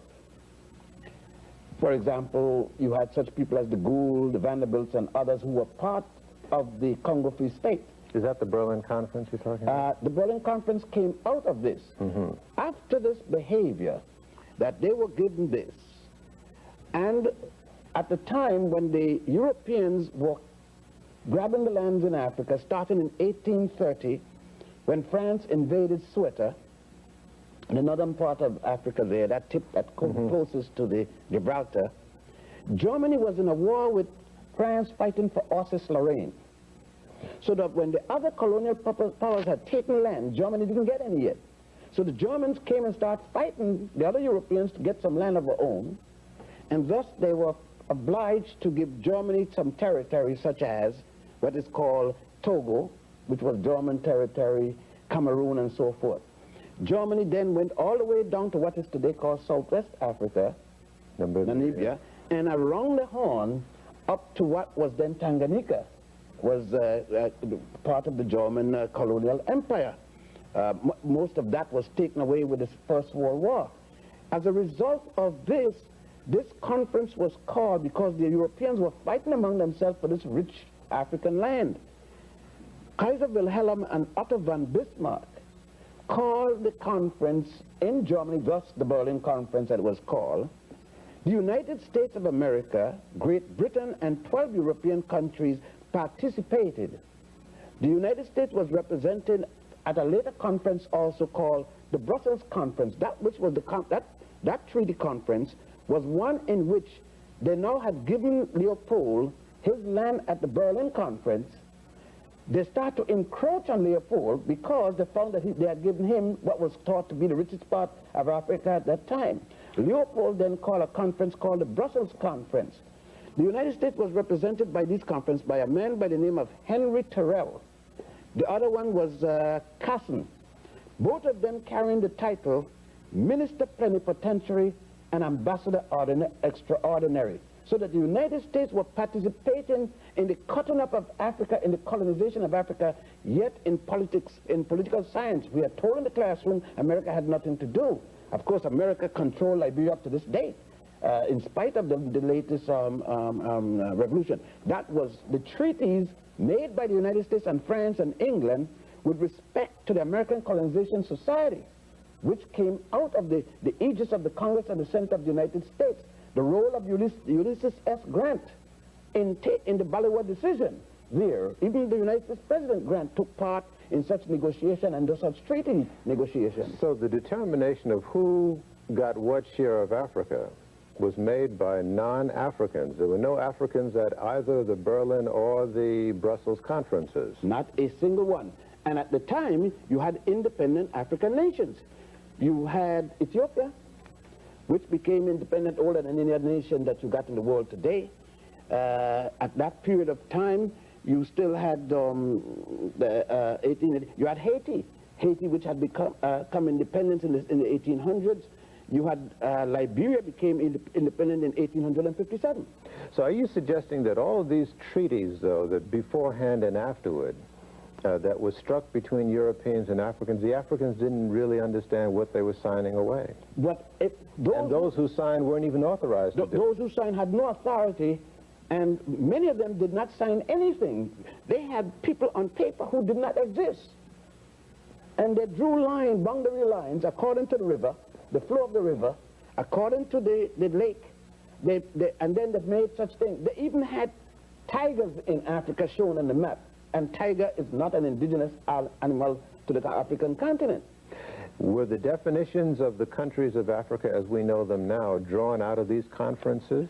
Every one of the countries that you have in Africa now, without exception, the jigsaw puzzle for lines, boundaries, were established at the Berlin Conference and the Brussels Conference with only minor changes as wars when out of the Berlin Conference and the Brussels Conference. Then came the First World War, and out of that, the documents of that was adopted by the League of Nations. The League of Nations made their own conditions with the treaties they made between Italy. Even before that, when the Italians had invaded Ethiopia for the first time, and defeated in the Battle of Adawa by Menelik II, although he had won, the European powers came together, made treaties to stop Menelik, because Menelik had said he was going to wipe the Europeans from Africa. Then there was that other set of treaties. There were more treaties, again, adjusting the boundaries in the Berlin, as that conference at the League of Nations, which had taken away that land. Adjustments were made. The next body of international body. But let me just interrupt for a minute. In other words, our concept as Africans of Africa didn't have those boundaries. No, sir. We didn't have a Mali or a Nigeria or something like that. The boundaries very dependent on where the people fed their animals. In other words, the boundary of Mali was where the Malian was with his cattle. And that could have shifted with the season, just so the neighbor next door to him. Africans did not have, if you cross this, I'm going to shoot you, or this cross here, I'm going to strangle you. The Malian would meet, for example, his neighbor and says, oh, how is the grass up there? He said, well, it's a little better up there, you know. Yours is better. He says, well, okay, I'll move up there today. Well, let us all go up, and the two other families would talk, and they'll go up. And that's where the boundary of that next nation would be. This land is mine kind of concept This is European. European established the land boundaries situation. Fences and things of that so nature that were alien? started among the Europeans. Land boundaries shifted among African people. You didn't have this say, well, if you cross here, you're going to shoot you. And all this kind of thing. It was it's just like surnames. It's that same process it brings to mind of what the European brought to this land, the United States, treaties with the Native American. That meant nothing. All these so-called treaties, did the indigenous people read the language? Do they know what they were signing when they did sign that X, if they in fact signed the X? How many of them knew in Louisiana that in French? How many spoke French? And the men knew what was written down there. If I tell you something that you're signing, but you can't read the language, what I told you could be quite different than what you signed, is there. that little X. And what identification there is about an X that you could identify tomorrow that's your X and not my X, even if I signed it. And this is not something that we're saying that happened in the past. It is happening today. Right now, there are indigenous people here being moved up. In Africa, they're indigenous. In Australia, you say the same thing. The Caribbeans. the Malvinas, which is, or whatever else they call it, is a good indication of how they have done it. Of course, it doesn't belong to either one. It doesn't belong to Argentina, and it certainly doesn't belong to England, but the people to whom it belonged are now since dead. You know, they've been liquidated to the last man. People are talking about Holocaust. I mean, that's a Holocaust. Nobody left. Holocaust in Tasmania, not a single person left. Now, the Holocaust in Southern Africa, Munamatapa, when this man was brought from India,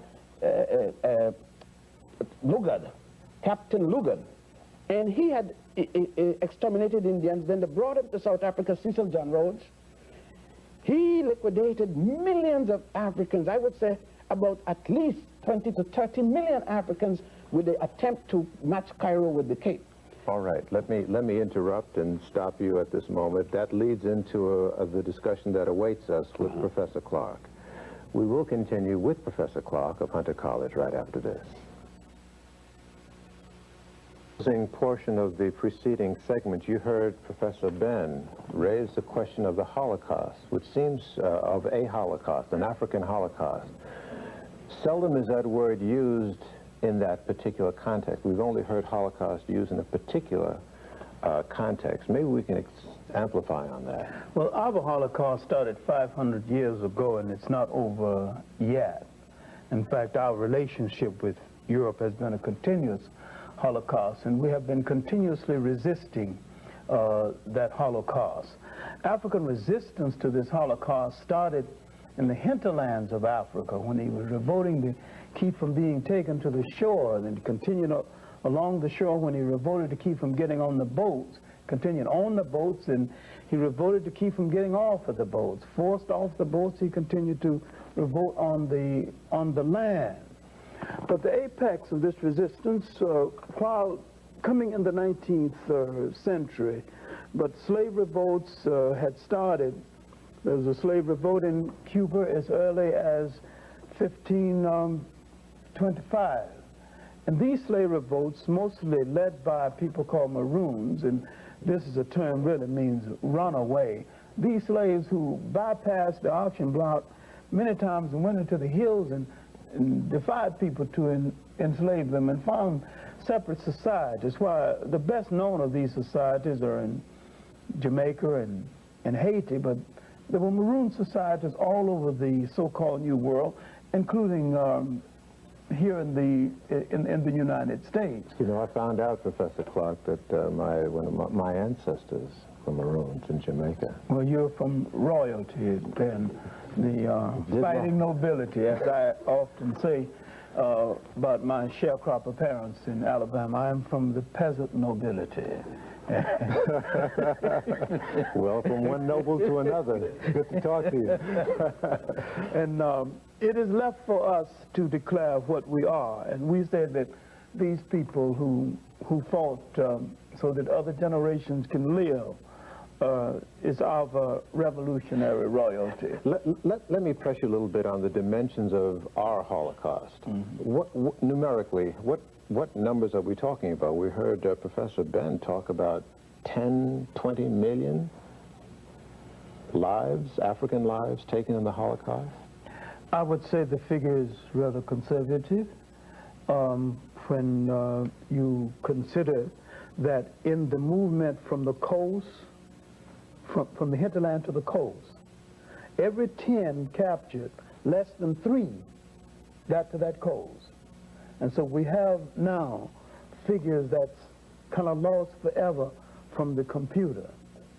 And many times, if you look at the logs of the slave ships, they might load on 300 and not make any stops. And when they finally get to the main port of debarkation, you have less than 200. So that's so many went overboard, so many died of suffocation. But now, what we need to concentrate on is that fight on the land, the Maroon revolts, the different slave revolts in Haiti, Jamaica, the Babis revolt in Guyana, Professor Van Sertiman's a country that there was continuous revolts all over the Caribbean area and in South America.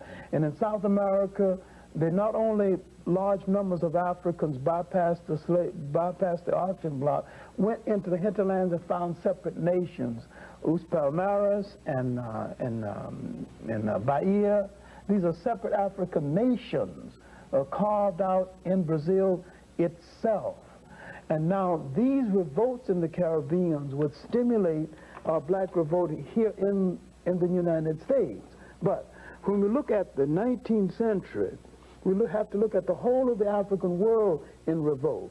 The Africans in Africa began a series of wars that would last over 100 years. The Ashanti Wars, the Asante Wars, and what is now Ghana started in 1805. The last war was fought in 1901, led by a great African woman warrior, Ye Asante War. The Zulu Wars would last far more than that.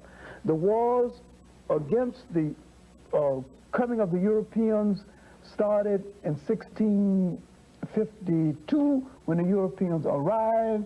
The last war in Southern Africa was 1906. In between our breaks, you were mentioning, in the dimension of the Holocaust, the experience of a particular group. Oh, I was talking about the Herero War in what is now Namibia, then formerly called Southwest Africa.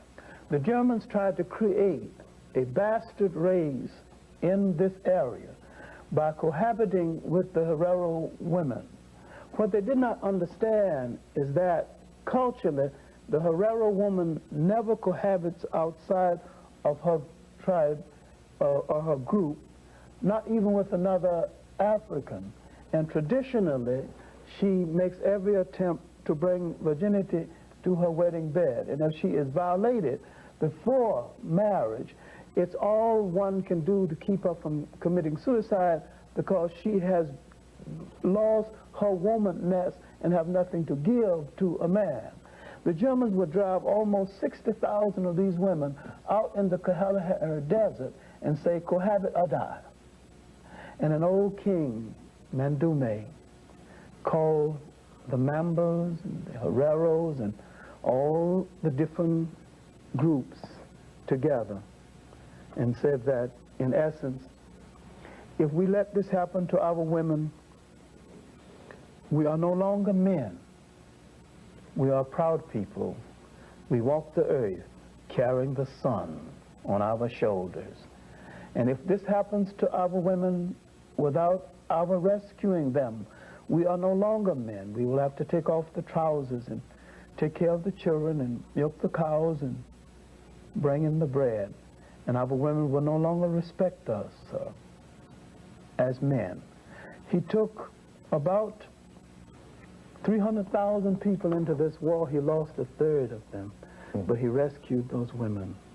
It was the honor of that people. And I never forget his beautiful word that if we fail in this mission, we will have to put down the sun from our shoulders and the world will be in darkness. Because we are men, we light up the world.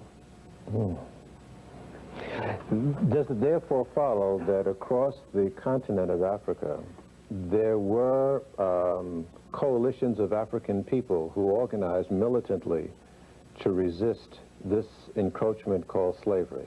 Not only that, but came together a little better then than they're doing right now, incidentally or sadly. In the Sudan, there were wars stimulated by Islam, led by a man called Muhammad Ahmad, the Mahdi, the holy man.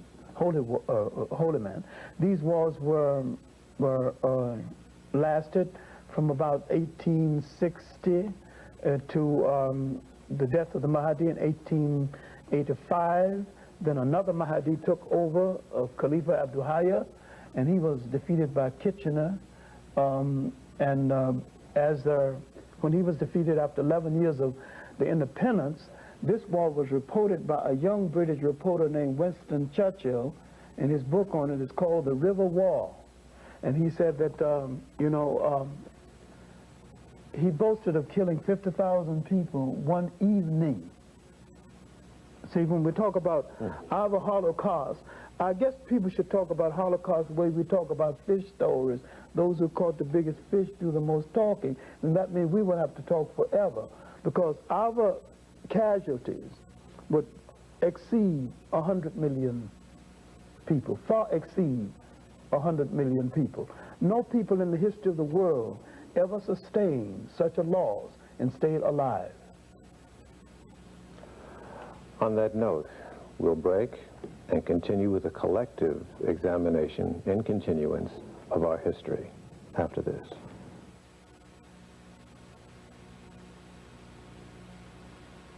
To go over some of the areas that undoubtedly we weren't able to cover in the individual interviews. Let's start with you, Professor Van Sertima. Yes, there are one or two things that I want to raise. First of all, there's a different kind of Holocaust which is even more terrifying than the destruction of people. Often death can be merciful. There's a nuclear bombing of the African brain. That kind of Holocaust, the mental Holocaust that occurred, whereby many people many Africans who were colonized were actually had their African character almost zapped away from them and something else planted upon their brains. Which was? Which is a kind of duplication of the European. They were turned into European duplicates. I could say that at the time I was 24, with the exception of an interval during our upheaval and the death of my father, I was a European duplicate. I was a British duplicate. Everything that the British wanted me to think, I could enter their brain. Every reflex, every attitude, every prejudice that was native to the British Empire was in my brain. And it occupied at least 95% of my brain. It is only in later years, as one became aware of African civilizations and American civilizations, that this began to fall away. Did you love England at that time? Tremendously. I would celebrate, I mean, like now, for example, suppose I was still in the British Empire, which no longer exists except in the mind of the British, and the Falkland Islands thing was going on. I would be waiting patiently every moment to see an Argentine ship go down. This is the kind of loyalty, allegiance to the enslaver that became part of our inheritance. You sang God Save the Queen. Not only sang God Save the Queen, I felt proud that I was in an empire which was able to put everybody in their right place, including the Americans. I was very upset when I read that Americans had broken away from British rule. This is the kind of training we were given. Not a single book on Africa did I see before I was 20, not a single book. So we're talking about the evils of the colonization of the mind as well as of land and body. We're talking about the rise of the evil genius of Europe and Western racism. There wasn't enough soldiers in all Europe to hold down that vast world. They had to conquer something else other than just the physical body. They had to conquer the mind. And maybe their most tragic and dubious achievement was the convincing of so many people that they were supposed to be ruled over by these Europeans. It was one of the great propaganda miracles. What was the most effective vehicle for that propaganda? The Bible and the assumption that the European was a Christian. He never was a Christian, he never will be a Christian, and there are two things the European dares not live by. If he tried to live by them 24 hours, he is finished, and that is Christianity and democracy. Because his civilization, his way of life, his power is based on things diametrically opposed to those two things. How does the Bible help enslave the mind? I'm asking. By saying that this is the will of God. There's an excellent book, good God, I haven't seen it in years though, except a Xerox copy in my library, called The Role of the Missionary in Conquest.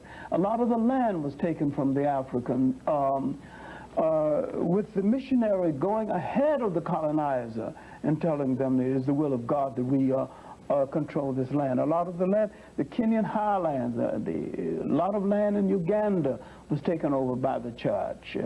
In fact, the Catholic Church had title over most of the land surface of Uganda and hasn't relinquished it completely to this very day. Christianity was an instrument of colonialism, the handmaiden of colonialism. And I can remember as a little boy wanting to teach the junior class in Sunday school, and I began to look into the great book, trying to find my own people, and I didn't see that image nowhere. I tried to find the word Negro, and it wasn't in the Bible. I didn't know there was no such thing as a Negro, you know. And I looked at the Sunday school lesson, look at all these images, and all these images told me that I was nothing. I was outside of everything in the world, and that all the achievement in the world was done by white people. I go to the basic history books, and I see nothing but white images. I see nothing that endears me to myself or to my own people. Professor Ben, what do you have to say about the missionary position? I should say the practice of missionaries. Well, I don't have anything good to say, so I could make it by that one statement. And I don't think anyone who knows their African history could compliment the missionaries. First thing is that the assumption is made by Europeans, Billy Graham and others, and I noticed that he's getting his lumps now, for having the courage to say that somebody has practiced Christianity, but I don't know what he meant by that either. But number one, Christianity started in Africa at a place called Alexandria with two people, Pantius and Boetius. It spread across the North African continent. There were 7 patriarchs, equivalent to the word pope, 27 bishops before it arrived in Europe. An African by the name of Augustine, who made modern Christianity the basis for his writing, Europeans copied. Augustine's books are called, some of them, of the 40-odd books, the Confession that tells you who he was, on Christian doctrines, they laid down the fundamentals of modern Christianity, and the other one called the Holy City of God. It is not only the Bible, Christian Bible, however. The Old Testament, or the Torah, as it is called, speaks of chosen people. A God made a world full of people and select a handful to be the special ones. The Quran and Islam equally. The jihads were brought. Although Ben Hadad and Hadsat Kubadi Ben Rabad taught Muhammad ibn Abdullah, who was illiterate in his own language, the fundamentals of the religions that, the fundamentals upon which all three got their beginning, we were told, and still being told, that there is a holy land for us in Palestine or Jerusalem. There's a holy land for us in Bethlehem. There's a holy land for us in Mecca, but not a single piece of holy land in the 13.8 million square miles of African territory. Yet, all three of those religions that I've spoken about got their fundamental principles. The concept of Mary, Jesus, and Joseph, this whole concept came from the Book of the Dead with Horus and so forth. The concept of a one true God before all other gods was taught by the Africans of the Nile, Akhenaten, specifically the god Atem, long before the birth of Moses. Let me ask you this, Professor Ben. Were you, like Professor Van Sertima, raised with another awareness and another religious loyalty and national loyalty? Yes. Where were you raised? I was raised in the Hebrew religion. What nation? I grew up in Puerto Rico and the Virgin Islands. And I was raised, therefore, in American territory. But the same colonialism. I remember myself as a youngster on the 4th of July, walking with a red, white, and a little flag with the, what it was then, 40-something stars, and running down there when Eleanor Roosevelt came and all these different things. And, you know, I volunteered in World War II, you know. Nobody called me. I volunteered. I was so stupid. I went and volunteered, went to Panama to a segregated army where I couldn't go on the bus with the American people, and in Panama I went to Panamanians I could go among. I came to Newport News, Virginia in the service and couldn't go on the ferry. They had a line called the nigger officers and the white officers. That happened to me. And do you know it was a German soldier that I was guarding, officer, that asked me, nigger, he says, exact word he said to me, nigger officer, do you know that when this is over, I'm coming to America and be your boss? And then I started for the first time to get some sense, although I had been segregated in Panama and so forth, and I didn't even recognize I was being segregated in Puerto Rico and the Virgin Islands.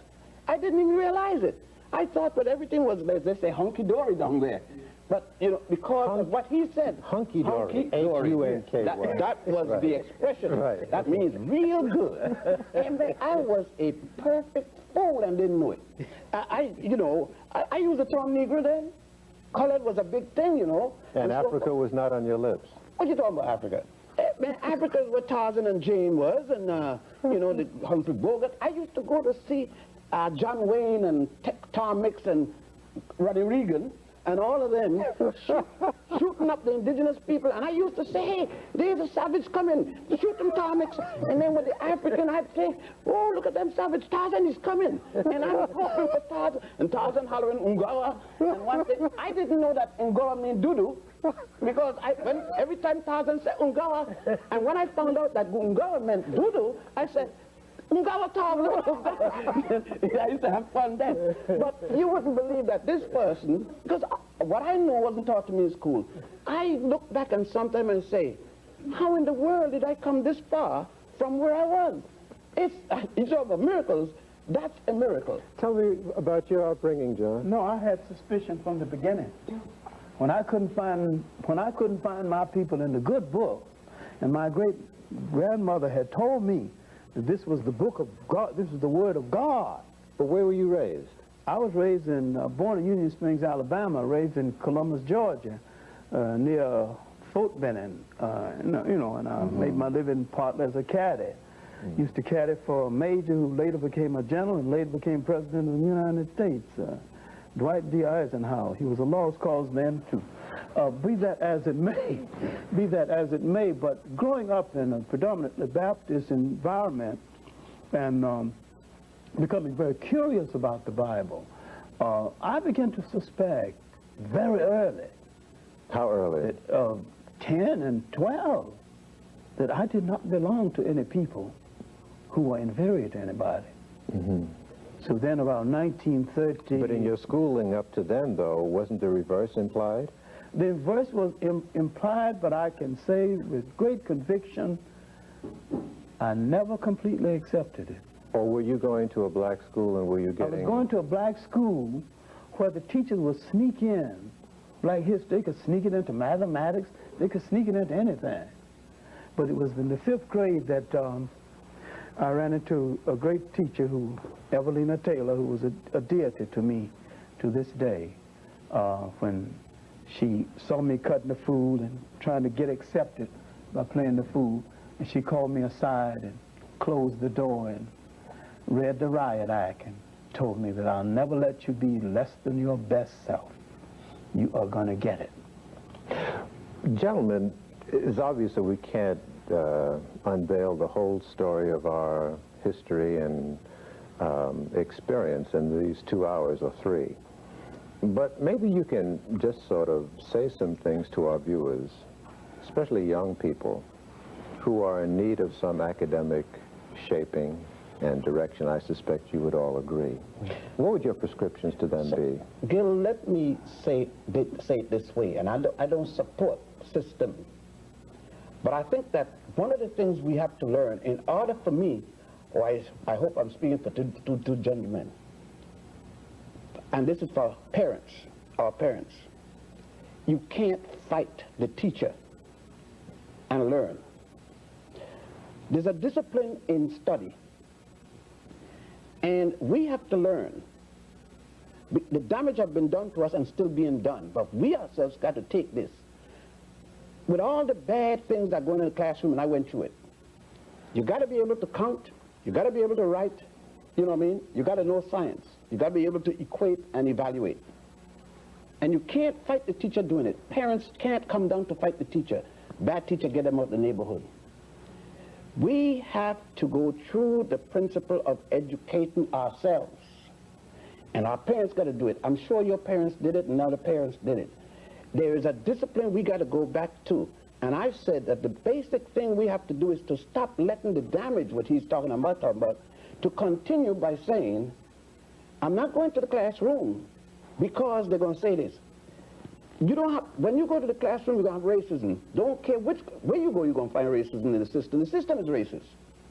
But you got to get in there to count, you know what I mean, to learn to read and so forth. So that you got to get that bad with the good. And lastly, don't care what degree you get in or no degree. Most of us think that degrees make us something. Degree hasn't made me anything. I was a proud man before any degree and continue to be. A degree only gives you some ways to get in and get a better bread. But if you depend and think that that is it, and we've got to, lastly, I figure, what has happened is, if you, Gil, had taken the attitude, I made it, to hell with everybody else in Harlem or wherever, then we would not be able to express the things that we are expressing to the whole larger community. A lot of us got to stop moving away, far from the other. When we move, remember that the other one is still there. Because I must say something, and then here, and for others, is that if men like Garvey, Malcolm X, Martin Luther King, Paul Robeson, and others had moved away from us, and you notice I use Malcolm X and King. I said Garvey and Du Bois. I said Paul Robeson. What I'm doing, I'm matching people in the same society that may have differed. See, this myth about celebrating King's birthday, but not Malcolm, by asking for a holiday for King, but not Malcolm, but asking for one for Du Bois, but not Garvey. Keep us separate. We have to know that we decide who fought for us and who are our heroes. The larger society can't tell us who they are. Let me say one thing in conclusion. I feel that we have to realize that when we speak of blackness, blackness must stand for excellence as it did in early Africa. Where black, for example, among the Egyptians was the color of divinity. We must not assume, however, that merely because someone is white or European, that they are monstrous because the Western European exploitation. We must not use this simply as a crutch. We have to see it in a certain perspective. It must not be considered as innate to the European, because if it is innate, there can be no change. We have to believe in the capacity for change in the world. The black man is in a terrifying situation. Largely, this is due to the European exploitation into those centuries of history. But if we are to come out of that, we have to change our consciousness as well as the consciousness of those who have enchained us. So we have to change our evaluation of our own blackness as well as our evaluation of whiteness. Yes. What I say to my students is that we have to find that compass that we can use to locate ourselves on the map of human geography. And we must find that clock that tells us our special time of day. We must know what history is supposed to do for you. History has the function of your watch. It divides up time and tells you where you are and gives you a general idea how much time you have to get where you still have to go. History is a kind of a guide and a stimulant.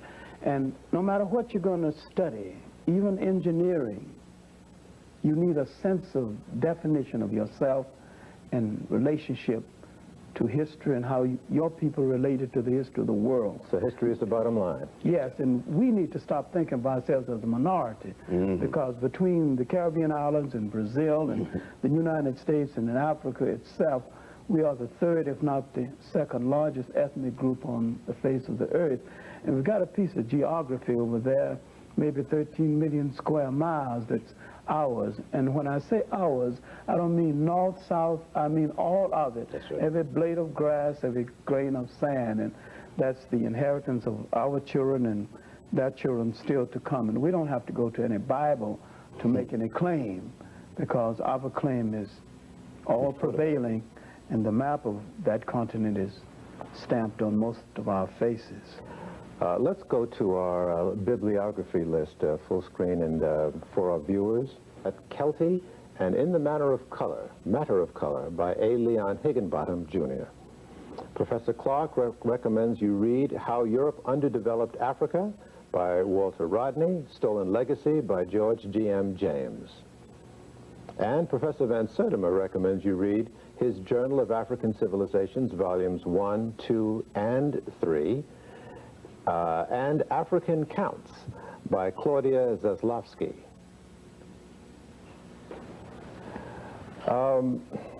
So what I seem to be getting from all of you is that you have found your particular steel, all of you, has been derived from that which you have learned. And that perhaps before that infusion of the historical metallurgy, shall we say, into your systems, you were sort of lost and unclear about who you were and what you had to do and what your role was on this planet. Yes, I would say definitely that my readings and most of my travel, particularly when I went to Egypt, it changed my world. I thank you all. So ends, for a while, our exploration into our history, a history that has shaped the world and supplied the very foundation of civilization and culture. If what you have heard is revelatory, would you call it a archaeological and anthropological period, the pre-dynastic period, the dynastic period, because unfortunately people forget that many African civilizations had dynastic periods besides Egypt or other nations along the Nile. I would also break that up to Africa before the coming of alien peoples. And then I will go on to that, Africa up to the beginning of the encroachment as to the colonial period. And then I will go on to Africa in the current period. Now you could break up African history into various forms depending on what you plan to do. All right, well, let's move swiftly in the limited time that we have. Let's start with the archaeological period. The archaeological period will be that period in which you're talking about the artifacts and fossils. The artifacts, like the stone equipment, stone implements, and so forth, and the fossil period being the human finds. And that will bring us back to the Zinjanthropus period, all the way up to what we would today call man as we know him using agriculture and so forth. Mm-hmm. And how far back in time are we talking about now? Based upon the latest findings, we're talking about at least 3 million and a fraction into 4 million with a fossil called Lucy. And then we're talking to a much later fossil by the name of Zinjanthropus boise. And that will bring us down to about 1.7 million to 2 million years ago. Is there any question about the fact that the first human life occurred in Africa? Is that incontestable? To date, the oldest human find has been in Africa, to date. Now, what will happen tomorrow may be something else. Mm-hmm. All right. Let's move forward. Now, with man coming out of this period, we see him going down the Nile, and the reason we're using the Nile as the example in that the oldest records of human behavior, where the man left his record, has been found in that specific area. Why is that? Well, for many reasons, but the most specific, man along the Nile built in stone. He built in masonry material, and therefore that material outlasts men who were building in wood or other such perishable material. And that's primarily the basic reason. So it's not that in that part of the world of Africa that there was a greater expertise or technology or anything like that? Based upon anthropological and archaeological finding, there have been a very old period. For example, in Southern Africa, in Swaziland, there is a 43,000-year-old iron mine found there. So that would indicate we're talking about 43,000 years, meaning that since we're dealing with historical record, it matches most of the things that we find along the line, and more specifically in Egypt, where we go back to the Sibyllian period. Mm-hmm. The Sibyllian, the first and second period in Egypt will be about 125,000 BC. back to 300,000 BC. The second period would be 125,000 to 25,000. So in between here, that mine was being used, meaning then that the Africans in the southernmost tip of Africa, otherwise then called Monomotapa, the earliest name when the Europeans came, it was called that, were involved and engaged in iron mining at a time when it wasn't so done in Egypt, because the civilization or high cultures traveled down to Egypt from the central part of Africa, and every archaeological evidence show that it equally traveled down from the central part of Africa to the other tip, the southern tip. So the civilization seemed to have started around the major lakes. Why do the features of the Egyptian, as we see on the stones and whatnot, seem to differ so much from our classic impression of African features? Well, because what has happened is that most of the Egyptians you see in textbooks are the Egyptian pharaohs at the time when Asians or Africans had invaded Egypt, and their people stood on the throne. So that when we say the word pharaoh, a pharaoh could have been one who had come from Asia, like the case of the Hyksos, or from Persia or something like that in the case of the Persian. Or later, it could have been one of the conquerors who had come from Greece or from Rome. Now, the ancient African pharaohs, they seldom show you, if ever, and more so, there is a myth that all Africans have thick lips like myself or heavy nose. There are tremendous amount, millions upon millions of Africans who have pointed features. So that the image of a pharaoh with what is called a Western type or pointed or aquiline nose doesn't mean that that person wasn't an African equally. So, and many of the likenesses of those with African features were destroyed by European invaders? European and Asian invaders, but more specifically European invaders. Or when the nose didn't look the way that they thought it should look, the nose suddenly got broken. It's strange that the Romans and the Greeks, who had more pointed nose, when you go to Alexandria in that part of the museum, not a single nose is broken. But when you get to the indigenous African, almost to the last one, the nose got damaged when that nose should not have gotten damaged on the basis of the length of the nose. What about the structure in the early formings of civilization in Africa? What was a family structure like? Well, in African families, you could say this would be typical. There's some things about the continent of Africa you can't say is typical by virtue of the size and the variations of cultures and so forth. But there are other things you could say was typical. One of the typical things with Africa was the predominance of family value. And you would say that the matriarch society, the society in which one inherits from one mother, was more dominant than the patrilineal society. That doesn't mean, however, that the women ran the society, but that the source of the society, the source of the family, was of the woman.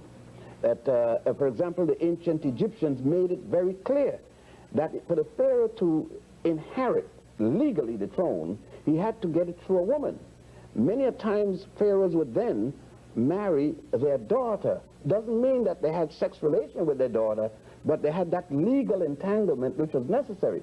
In West Africa, we saw the same thing. Was the woman's name passed on in marriage, or unlike what we know, the man's name has to predominate? Well, you didn't, because then since you didn't have family names. You know, this thing about, it started in Germany with, most of the early cultures didn't have family names. The Germans are one of the first to invent this family name business. In West Africa, you see the same thing. The Ashantis, the king inherited his title from the queen mother. I see. You see here, you got it from one end of the continent to the other end of the continent, showing the commonality of culture. Then there was a second thing that involved there, is the interrelationship of family, clan, and village. That the individual, there was no African individual as such. Like we would say in the States, I'm an individual, I'm doing my thing. You couldn't be that type of individual. And that put me to the mind of saying something classical here, is that the myth that prostitution started from the first man and the first woman. I don't know which first man and first woman they're talking about. It's obviously not Africans. Because the African society made it so that there couldn't even be a single woman. You couldn't have a single woman living by herself. all people were attached to family. If a woman became widowed, she either went back to her own family or to her husband's family. You were always attached to someone. Therefore, most of African society started in a communal basis. One was related to one's family, immediate family, then to the clan, then to the village, then to the state. So that each individual had a combination of families one was attached to. Is that why there's not much in recorded history about disciplinary problems with the children? Sure, you can't have a disciplinary problem when all adults is over the juvenile. An adult doesn't necessarily mean 21 as against 2 or 3. Adult could be 3 as against 5, 3-year-old as against 5. It means that you bound to respect the older person than yourself. So that if a family had 10 children, the first child would be the one relating directly to the family. From that first child on, that child will be then carrying down the order, and very rarely the mother or father has to do any of the disciplining. The first child becomes the senior child, right? And therefore the law goes down. Now from that child, let's say that the first child now becomes 40, and the parents are in their late 50s, early 60s, and that first child gets married. The authority of these parents still go down to that child and to the husband, on both sides. And it was this kind of continuity that was the basis of the great civilization that came out of our experience in Africa. Yes, that is what was destroyed with the coming of the European and the Asian, that they destroyed, so that the decentralization of the African family and the strength of the African culture that we see now destroyed so much that in Africa we see them imitating everything, and here and the Caribbeans and elsewhere started to be destroyed at that point. And it is at that point that we ought to stop. And when we come back after this break, Professor John Henry Clarke will pick up about that destruction process. Stay with us.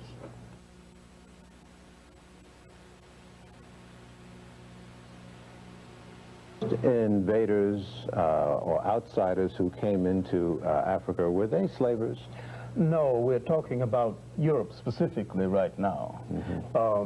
What we have to deal with is a little-known invasion of Africa by the Greeks, and that is the intellectual invasion by Greek scholars, 450 BC by Herodotus. And this invasion was a compliment, because Herodotus was a great reporter, and he traveled extensively within Egypt, down to what is now Ethiopia, and along the coast of what is now East Africa. Egypt, Kush, these nations had been invaded by one Asian after another for state. He described the colors of the people, the customs of the people, and he was such a good reporter, when the Africans told him something he didn't believe, he said so. Is it fair to call them invaders then? It seems like they were nonviolent. No, this was Greek curiosity that would be the preface to the invaders later on. Now, my point that I'm getting to is that the information that Herodotus brought back to Greece whetted the curiosity of other Greeks, and Alexander's teacher, Aristotle, introduced him to the works of Herodotus.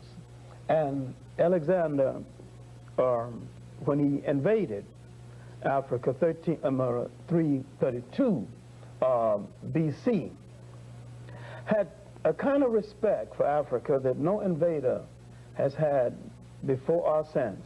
You mean Aristotle's writings and thoughts were based on an African root? Yes, and a lot of his so-called philosophy, which was more African, but we won't get into Aristotle as probably the world's first pleasurer, of almost mass pleasurer. Now, Alexander came into Africa with great respect. He wrote his mother, and he said that he had come to literally the home of Greek culture, especially our Greek religion. He tried to effect a wedding between young Greece and old Africa in decline. Now, Africans were seeing Europeans as invaders for the first time. This is 332 BC. And seeing them physically for the first time. There is nothing that happened in Africa before that that the European had anything to do with at all. And remember, when they came for the first time, they came as invaders. And except for the Alexandrian period that is marginally positive, all relationships between Africans and Europeans from that day to this day has been negative. All right, let's talk about that second intrusion or invasion. No, the intrusion that would be aggressive would be the Punic Wars. Hannibal's father warned him of those people across that water and told him in essence, you got to take the battle to them before they bring it to you. Now, Hannibal was cautiously trying to guard that front door of Africa from arising a hungry Roman people. Now, the Carthaginians had good relationship with the people of Sicily. And the people of Sicily did not want to join the other Romans in a fight against Carthage. But Rome wanted the trade in the Mediterranean. They didn't want to share it. They wanted all of it. And a jealousy grew among them about the city of Carthage to the point that they greeted each other in the morning and added, Carthage must be destroyed. They opened the Senate and added, Carthage must be destroyed. They said good night to each other. They said, Carthage must be destroyed. Yes, Roman citizen, Carthage must be destroyed. And so when Hannibal got a wind of that kind of a thought process, he took the battle to them before they could bring it to him.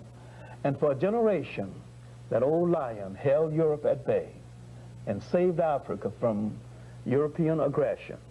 Finally, betrayed by two Africans, Scipio Africanus and Maecenaeus, he knew that they had not protected his right flank or his left flank, and that Roman army was coming down on him. Then he told his steward, send me the wine. And he took some dependable African poison. But there's much more to this life than that. This was probably the finest physical soldier the world has yet to know. He never asked his men to do anything that he wouldn't do. With the demise of Hannibal, what happened? That's when With the demise of Hannibal, the Romans came aggressively, destroyed the city of Carthage brick by brick. And this was the beginning of European aggression in Africa and European aggression in the rest of the world. And I maintain that the total relationship of Europe to non-European people from that day till the present day has been negative, and that they have done the world through their invasions more harm than good. Give me a date when that onslaught began. The onslaught began with the defeat of Hannibal. And what We're year? dealing around 200 BC or thereabout. All right. Now, and with the defeat of Hannibal and the establishment of the Romans in North Africa, Rome now had a breadbasket for its future empire. If it wasn't for the agriculture of North Africa, there would have been no Roman Empire, because they would have had no means of feeding that vast army and their own population. Let's talk about the rationale, the mental process that went into the whole rationale for enslaving a people. Where did the Europeans come up with that concept? Or was that an original idea? No, it wasn't an original idea, but the European introduced a kind of slavery that had never existed in the world before. Including the Arabs? Yeah, well, the Arabs, that's a later day introduction of slavery, and they're not to be gotten off of the hook, but it has no direct relationship to the period that we're dealing with right now. All right. Where did that rationale come from? It came from the mind of the European. And if you read some of the early writings of Aristotle, Aristotle was really the first person to do a philosophical essay on race and a kind of a justification for the aggression of Europe still to come. To say that there are certain people endowed by certain traits, you know, to rule over other people. Most of the so-called Greek philosophers believed in slavery and had slaves. But when they came under the influence of the teachings in Africa, they were in serious trouble. This is why Socrates had to be put to death, and why he wouldn't even he wouldn't recant. Now, what we have to hurry and do is to establish the fact that this first European aggression, and mind you, I'm letting Alexander off the hook for my own reasons, and I'm putting the aggression solidly on the heads and hands of the Romans. That this first aggression gave Europe the means of feeding itself and to expand for the first time beyond its shores and sustain itself. Was profit the motive for slavery? Profit was the motive for slavery and a form of colonialism. Now, profit and bread. See, capitalism in the present sense didn't exist then, although the profit motive was a part of man's psychological makeup. But the justification for the Romans being was that they were endowed by certain traits, in spite of the fact that once they destroyed Carthage, they could not even build it back the same way, because they didn't have those master architects that the Carthaginians had. Now, Rome would sustain itself in this part of the world, and Roman taxation ultimately would force the Africans and the Asians to question old gods and look for new gods. This questioning, this wondering whether their gods had deserted them, would make them look into their folklore, their literature, and bring forth the beginnings, the formal beginnings of a religion that we might later know as Christianity. Not that the religion was new, but that particular formation of the ideas of the religion was new. All right, let's pause here, Professor Clarke, and we'll continue with the African presence in the so-called New World right after this.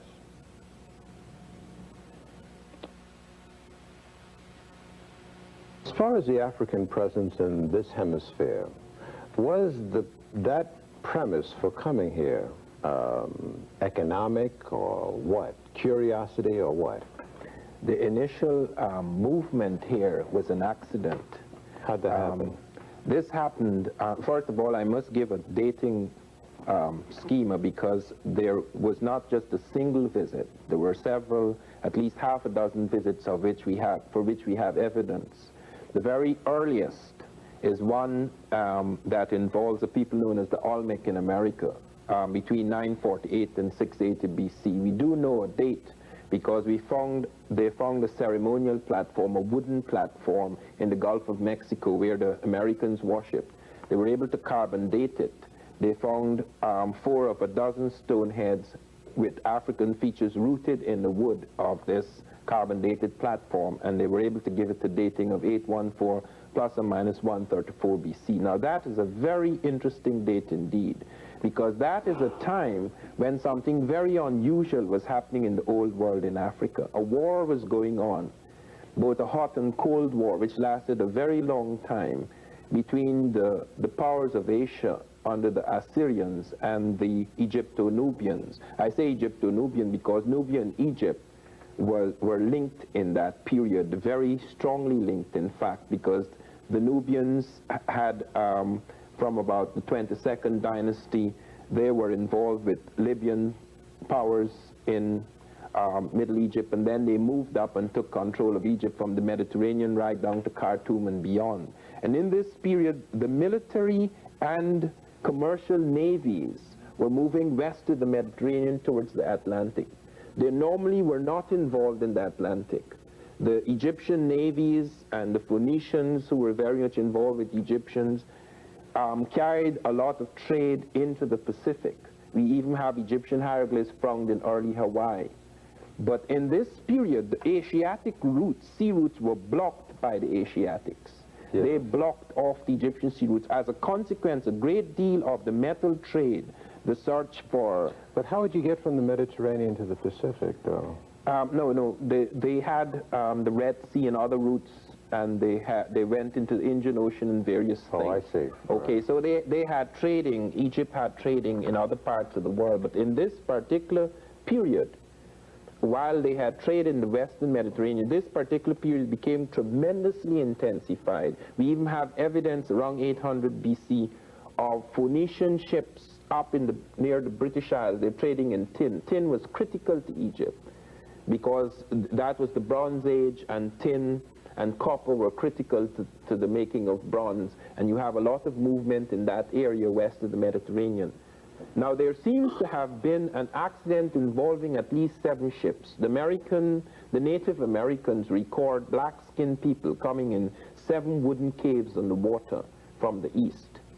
And they do record this, and lots of people are not aware of it. You mean they got lost at sea, or? They got lost at sea. All so-called discoveries of America were initially accidents. Columbus had no intention of coming here. He got lost at sea. He was going towards India, as he thought. He struck out for the latitude of Japan, hoping to land in India. Even in the case of 1500, where Alvarez Cabral came to South America, he had no intention of coming here. He was lost at sea. Is it not true, though, that Africans, in their mathematical endeavors, concluded that the world was round and that there was land beyond the horizon, and that it was not an accident that they came to this hemisphere? They concluded that the world was round. Just as much later, Columbus concluded that the world was round. But knowing that the world doesn't that imply then that... No, it does not. No? It does not. Knowing that the world is round does not imply a landmass here. That is the reason why Columbus, when he landed here, thought he was in Asia. Because you would not know where the landmass is. This could have been Asia. That's why, in fact, it was called India. It wasn't called America. But just to pin you a little bit down to this, was the African lost at sea, the African mariner lost at sea and was blown across the Atlantic? Yes. Or did he or she set out deliberately? No, he did not set out deliberately in this voyage. There are voyages in which the Africans set out deliberately to come to America. We know of 2 such voyages. We know, for example, in the case of the Mandingo in 1310 and 1311, where the Africans were convinced there was a landmass in the south and set out deliberately. A whole fleet was fitted out for that. And when that fleet did not return, one of their kings, Abubakar II, actually set out as a commander of the fleet and moved into this area. We also have evidence in the late pre-Columbian, that is around 1450. AD, we have evidence where Africans not only deliberately came, but came back. And we have African things found in America as well as American things found in Africa as evidence of a trading going on in that time. What was the nature of the African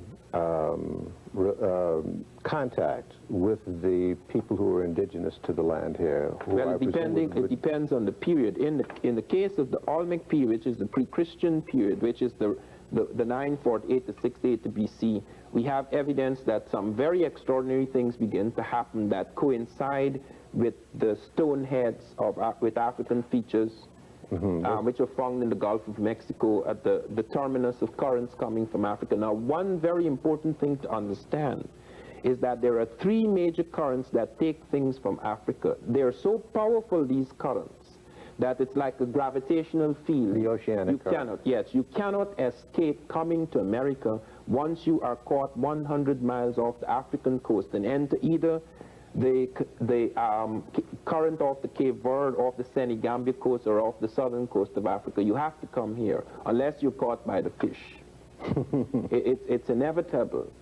And in fact, I do remember when I was a boy, when I was about 11 years old, I lived most of my early boyhood was spent on a river, the Essequibo River, which opens out onto the Atlantic. And Where is that? What country is this it? is in South America, Guyana. Yes. I was caught in one of the currents that the Africans call a river in the middle of the sea. It's quite different from normal currents. If you're caught in a normal current, you could dive beneath the current. But in this current, it is like a whole new river pulling you out of the river. And I screamed my head off because I was 7 miles from coast. I'd fallen asleep on a raft. I spent lots of times in the rivers. And nobody could hear me because I was too far until the current, which was taking me into the Atlantic, came across a place called Keough Island. and that was close to shore as the current moved off. You were on your way home. Yes. Or back home. Well, the fish would have got me in this particular case, Well, one never afraid. knows. But I was picked up by speedboats. But this has happened several times from Africa. We found several things in the American world that are African. I want specifically to touch on the Olmec, because there they have presence found... peaceful here in this hemisphere?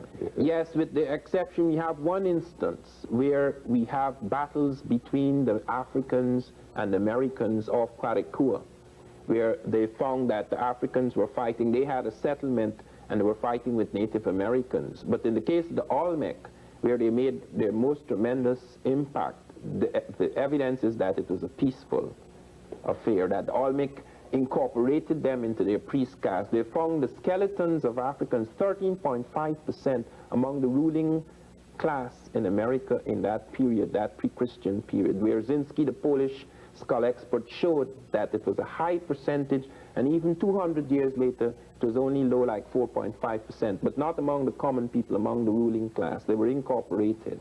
In this return voyage process that you described using these currents, were any Native Americans brought back to the African continent? Yes, we have evidence of a Native American village in North Africa. We have evidence of an accident occurring the other way in the circular current. This is, of course, late pre-Columbian, before Columbus, but just about 50 years before Columbus. We also have something which has been checked out of something around 62 BC, where 7 American Indians seem to have been shipwrecked off the coast of Europe, and they were picked up by the Germans, the Suavians, and they were taken to the Romans and given as a gift the Quintus Metellus Celer. And we have, they came in an osier boat mesas osier. But they also found the American pineapple in the ruins of Pompeii, which could have been brought in by those shipwrecks. Okay, let's stop here, Professor Van Sertima. Let's take another break, and then we'll continue with a collective look at African history right after this.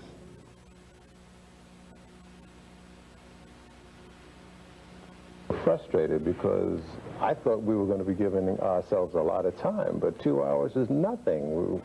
We haven't covered a lot of ground. Let's go one by one to some areas that you still feel are hanging by the individual segments that we've covered. Professor Clarke?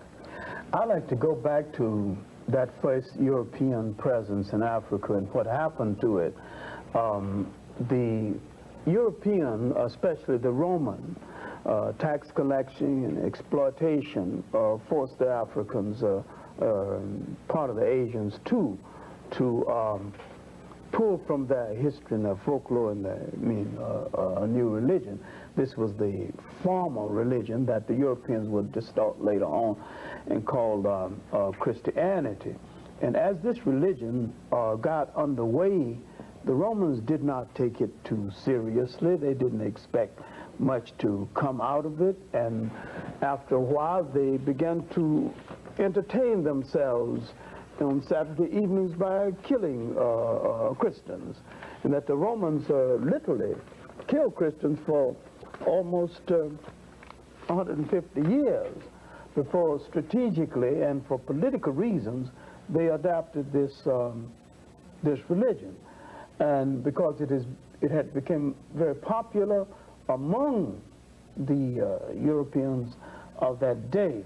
But something else had happened, because the European has a paranoia about being ruled by other people. When he adopted the religion, then the European declared war on the African Christians for control of the church. Now the fight was for control. And when they formalized it at the conference at Nicaea, about 325 AD, when they formalized the religion, when that degenerate Constantine adopted the religion and made it the official religion of the Roman Empire, he did this for political reasons, and it was been for political reasons ever since then. Why you call him a degenerate? Because he was a degenerate, really. The man was unspeakable, degenerate. With naked women hanging around the court and, fornicating all over the place, and then he switching from one to the other until these people called the Essens sold him on this religion. In fact, Catholicism was set in motion by Constantine, a degenerate, and Protestantism was set in motion by Henry VIII, another degenerate. That's hard, but I stand by it as a teacher of history. I stand by the word degenerate as applied to those two men in relationship to the religion. But that's not the point I'm getting to. No, I was just... The main point that I'm getting to is that the assumption was that Christianity would hasten the decline of the Roman Empire, would halt the decline of the Roman Empire. But it hurried the decline of the Roman Empire, because this religion did not fit the temperament of the Europeans then, does not fit that temperament now. They simply could not live by a religion as placid, as kind, as humane as this. And they had to establish power by violating it. But about 600 or thereabout, the management of the church had so disgraced the religion until the people in this area began to ask some serious questions again, and camel driver, later to emerge as the Prophet Muhammad, first asked for reform. Failing to get reform, he asked for the making of a new religion. And with the help of Zayd bin Harith and Bilal, two Ethiopians, he brought Islam into being. And Islam, as a military force, pushed the Europeans back into Europe, and they would not emerge until the 15th and the 16th century as a power threat to the rest of the world again. Professor Ben, what was there in the African character that allowed this invasion process to take place? I don't think we could say it's allow, because the point is this, that what had happened, the Greeks coming and the Romans coming into ancient Africa was the last phase of ancient Africa. We have to look at the fact that as early as 1675 BC, which would put the Africans in their 13th dynastic period, may I state that the period of time I'm speaking about now, there is no Adam and Eve. The Adam and Eve theory is introduced into the world by the Hebrews, or Haribu. The first of the Haribu, or Hebrews, is Abraham. He isn't born until that same 13th dynasty, meaning then there is no Judaism, thus there is no Christianity, thus there is no Islam. Yet the Africans along the Nile had already religion, the worship of the god Ptah, P-T-A-H. Subsequent to that, the worship of the god Amun-Ra, the worship of Amun-Ra's son Osiris, and so forth, and Osiris's son Horus. The fundamental laws of behavior, of morality, of ethics, long before the 10 Commandments, these 10 Commandments coming from these laws, called the negative confessions. And now, in that 13th dynasty, for the first time a non-African people would come in there. Most of the major things that you have in Africa are already constructed. The major pyramids. What I am saying, before there was an Adam and Eve mentioned anyway, the pyramids that you see at Giza were already constructed. That's in the 4th dynasty. The pyramid of Saqqara, the pyramid, was already constructed in the 3rd dynasty. Now, those people who were the first to come in as conquerors were Asians, not Europeans. They came in 1675, calling themselves Hyksos under the leadership of a man called Salatis. They were eventually forced out by the Thutmosis and others, Hatshepsut, etc., Thutmosis' daughter. The next thrust of Asian invaders, not people that was asked to come in with weaponry, they came in and under the Assyrians. When? That would be in 714. At the time when they came in, the Africans from Ethiopia was ruling Egypt, the Ethiopians were ruling. Now, they came in as a result of, under the leadership of a man called Ashurbanipal. They were repulsed, these Asians from Assyria, repulsed. And then came another group of Asians, the Persians, now called Iranians. The Persians came in under Cambyses, who was replaced by Darius in 525. But the Persians were so bad in terms of their behavior to the Africans there in the delta. All of this is happening in the delta. They are not penetrated upwards in the southern part of Egypt, which is up. See? Down is north and up is south because of the terrain. Now, they were so willful, destroying everything they could find because they didn't know what to do with it. It wasn't their culture. The Africans then, for the first time, are going to get in trouble with cleavage. They negotiated with the Greeks because color question isn't here yet. Because the Persians were giving help to the Greeks also. So the Greeks were allowed to come in group, now we're talking about 525, to help with the Africans against the Persians. When the Persians were defeated, the Greeks decided not to go because where they're going back to? They're now in the land of honey. So they're not going to leave honey to go back. They said to the, well, look now, you're weak because you've been fighting the Persians so long. We're stronger than you, we're not going. And so the Greeks remain there. This is how they get to stay. But subsequently, from that time, by the way, to now, to this very day, only one African have ruled over Egypt. A man by the name of Naguib, Muhammad Naguib, born in Egypt of Sudanese parents, both mother and father, the one that Nasser them withdrew after he defeated Farouk. Now, but it was after the Greeks were defeated by the Romans, then the Romans came in, and then caused the Byzantium period. And you're saying at that time Africa was in decline? Oh, it's been in decline from the time the Persians came. But that's my point. What was causing this decline? It's like anything else. You get to a point where there's nothing else you feel that anyone else could offer. You got careless. And then people come in and take you up. You let people in. You train them about what you're doing, most of what you're doing. They become a fifth column within the system. And they undermine. And they undermine. We're about the only people who come 40 million or so in a nation within a nation that doesn't undermine. Because we have been co-opted so well. See, if the ancient Africans should have taken their books, their religious books, and brainwashed everybody in there, like the Africans are now brainwashed everywhere else. And then we would have supported the system against our interests. But they didn't do that. They could not, because at the time, they even called these people ignoble people, uncouth. And they went about to shall I say, civilize them. But the same people that civilized, Professor Clarke used a term, the guests, they invited the guests and they became the dinner for the guests. And so, but this is the whole thing. We must understand, I think too, the culture of the African, you know, Gil, if you got a home, you got your wife, your family, and you have a certain behavior pattern that you don't mistreat little children. You don't do this and that. And someone comes in, knock down your wife, take over your house. He's a dead man. He's a dead man today. But in those days, you didn't know. You believed that when you saw that man, you saw a man who come in with the same moral values that you have.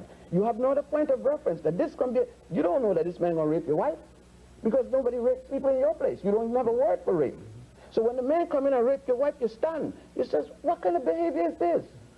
Do you see what I'm saying? So when the Africans saw the Asians and Europeans coming at that particular time, he knew that they had enough land. Even in the Jewish Bible, it says, the Torah, in the book of Genesis, the Jewish first book, that when the Hebrews came in, when Abraham and his family came in, they gave him some of the best land. It was a cultural thing. The same thing happened when Henry, the so-called navigator from Portugal, came in West Africa. They gave him land. When the Dutch and the Huguenots from France and so forth came down, they were given land in Monomotapa, now called South Africa. Given land. They were given, even women, they were shared because they needed women, these men. Is there any record outside of Hannibal of Africans being aggressive on other soil to colonize or? Yeah. Unfortunately, yes. Africans went all the way to the banks of the Ganges as fighters and carried into India, And that is where you get your Dravidians from. A group of people in India still called Dravidians, some of them in now Malay and so forth. Which Africans were those? A combination of Egyptians, Ethiopians, and Nubians. A combination force, because at the time, the three entities were one. There were times when you couldn't tell the difference between India, Egypt, and, Nubia, Egypt, and Ethiopia. There was ruled by when one pharaoh ruled in here, he ruled the entire the length of the Nile Valley. When was this? This put us, it's claimed, some claim it's during the time of Hatshepsut, some claim it is during the time of Sesostris II. It all depends on which one. Now, those Africans had conquered all the way to India, and when they were forced out, by the way, it is because of them you have the golden calf.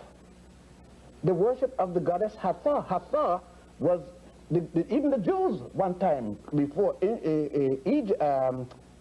Abraham worshipped the golden calf. They called it the golden calf in the Old Testament, book of Genesis, but it was not called the golden calf. It was called goddess, symbol of the goddess Hathor. They knew what it was and did not mention it as such. The Indians adopted Hathor. Then the virgin thing, the Horus child, and Hare Krishna, the Krishna group. The Christians adopted that symbol. Isis becoming pregnant by an immaculate conception, giving birth to her son Horus by a virgin birth. This story is there still at the temple of Horus at Edfu. You could see it written all over the walls. They adopted the obelisks. The obelisk was in memory of the penis of Horus when he was destroyed and cut up into 14 pieces. Let's push this a little further about the character of the African. Professor Van Sertima, you mentioned that there were wars, some wars that took place between Africans and Native Americans in early history. Well, I wouldn't define them as wars. There was, in the situation that I particularly mentioned of Clarke, there you have a settlement that was encroaching from that Clarke into parts of the Native American territory, and therefore a clash occurred.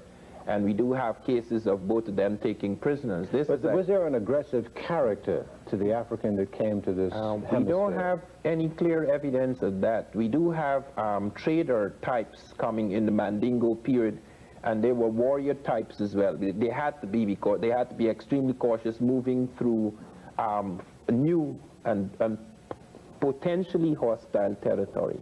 But we do know that in the Olmec period, we do not have evidence of this. And I want to return to that period because lots of people are not aware of the enormity of the evidence. One of the things that startles me is that nobody has mentioned the terracottas, the clay sculptures of Africans. I have been twice recently to Mexico and looked. There are literally hundreds of these with African, not just the African features, but beards, textures of hair. You could see the evocation of the texture of hair, which is quite distinct from the Asiatic type coming across the Bering Straits to early America. The skeletal types one mentioned that Wierzyński has mentioned. And then last year, the Science Digest brought out something on me in September, its September issue, in which they asked an authority in Mexico about these stone heads, which I say have African features. And he said the reason why they look African, why they have broad noses and thick lips, is because the tools were blunt. Now that is one of the most ridiculous defenses I have heard from the establishment, because he actually went as far as to say, this is Michael Coe, who is author of a major book. He's the major authority in Mexico, ancient Mexico. He said that if they had sharpened the nose, if they had got thin noses, it would have broken off. And when you go and you look, you could put your fingers, the edges of the lips, even where they are very full lips, you could see the extraordinary skill. These are 3,000-year-old heads. They're done with fine tools, because close by you can see figures done in stone with a different type of nose, different types of lips, the Native American type. And I wanted to ask, when I was first told of this by Boyce Rensberger, who wrote the article, if you ask Coe if they use blunt tools to make these types, and they then sharpen their tools to make the native types. Let me just intrude for a minute, gentlemen, and just go to our viewers for a minute and let you know that it is now almost the end of the hour. And as promised, we want to bring to you a full screen, as we call it, bibliography list of materials that you can go to for more information.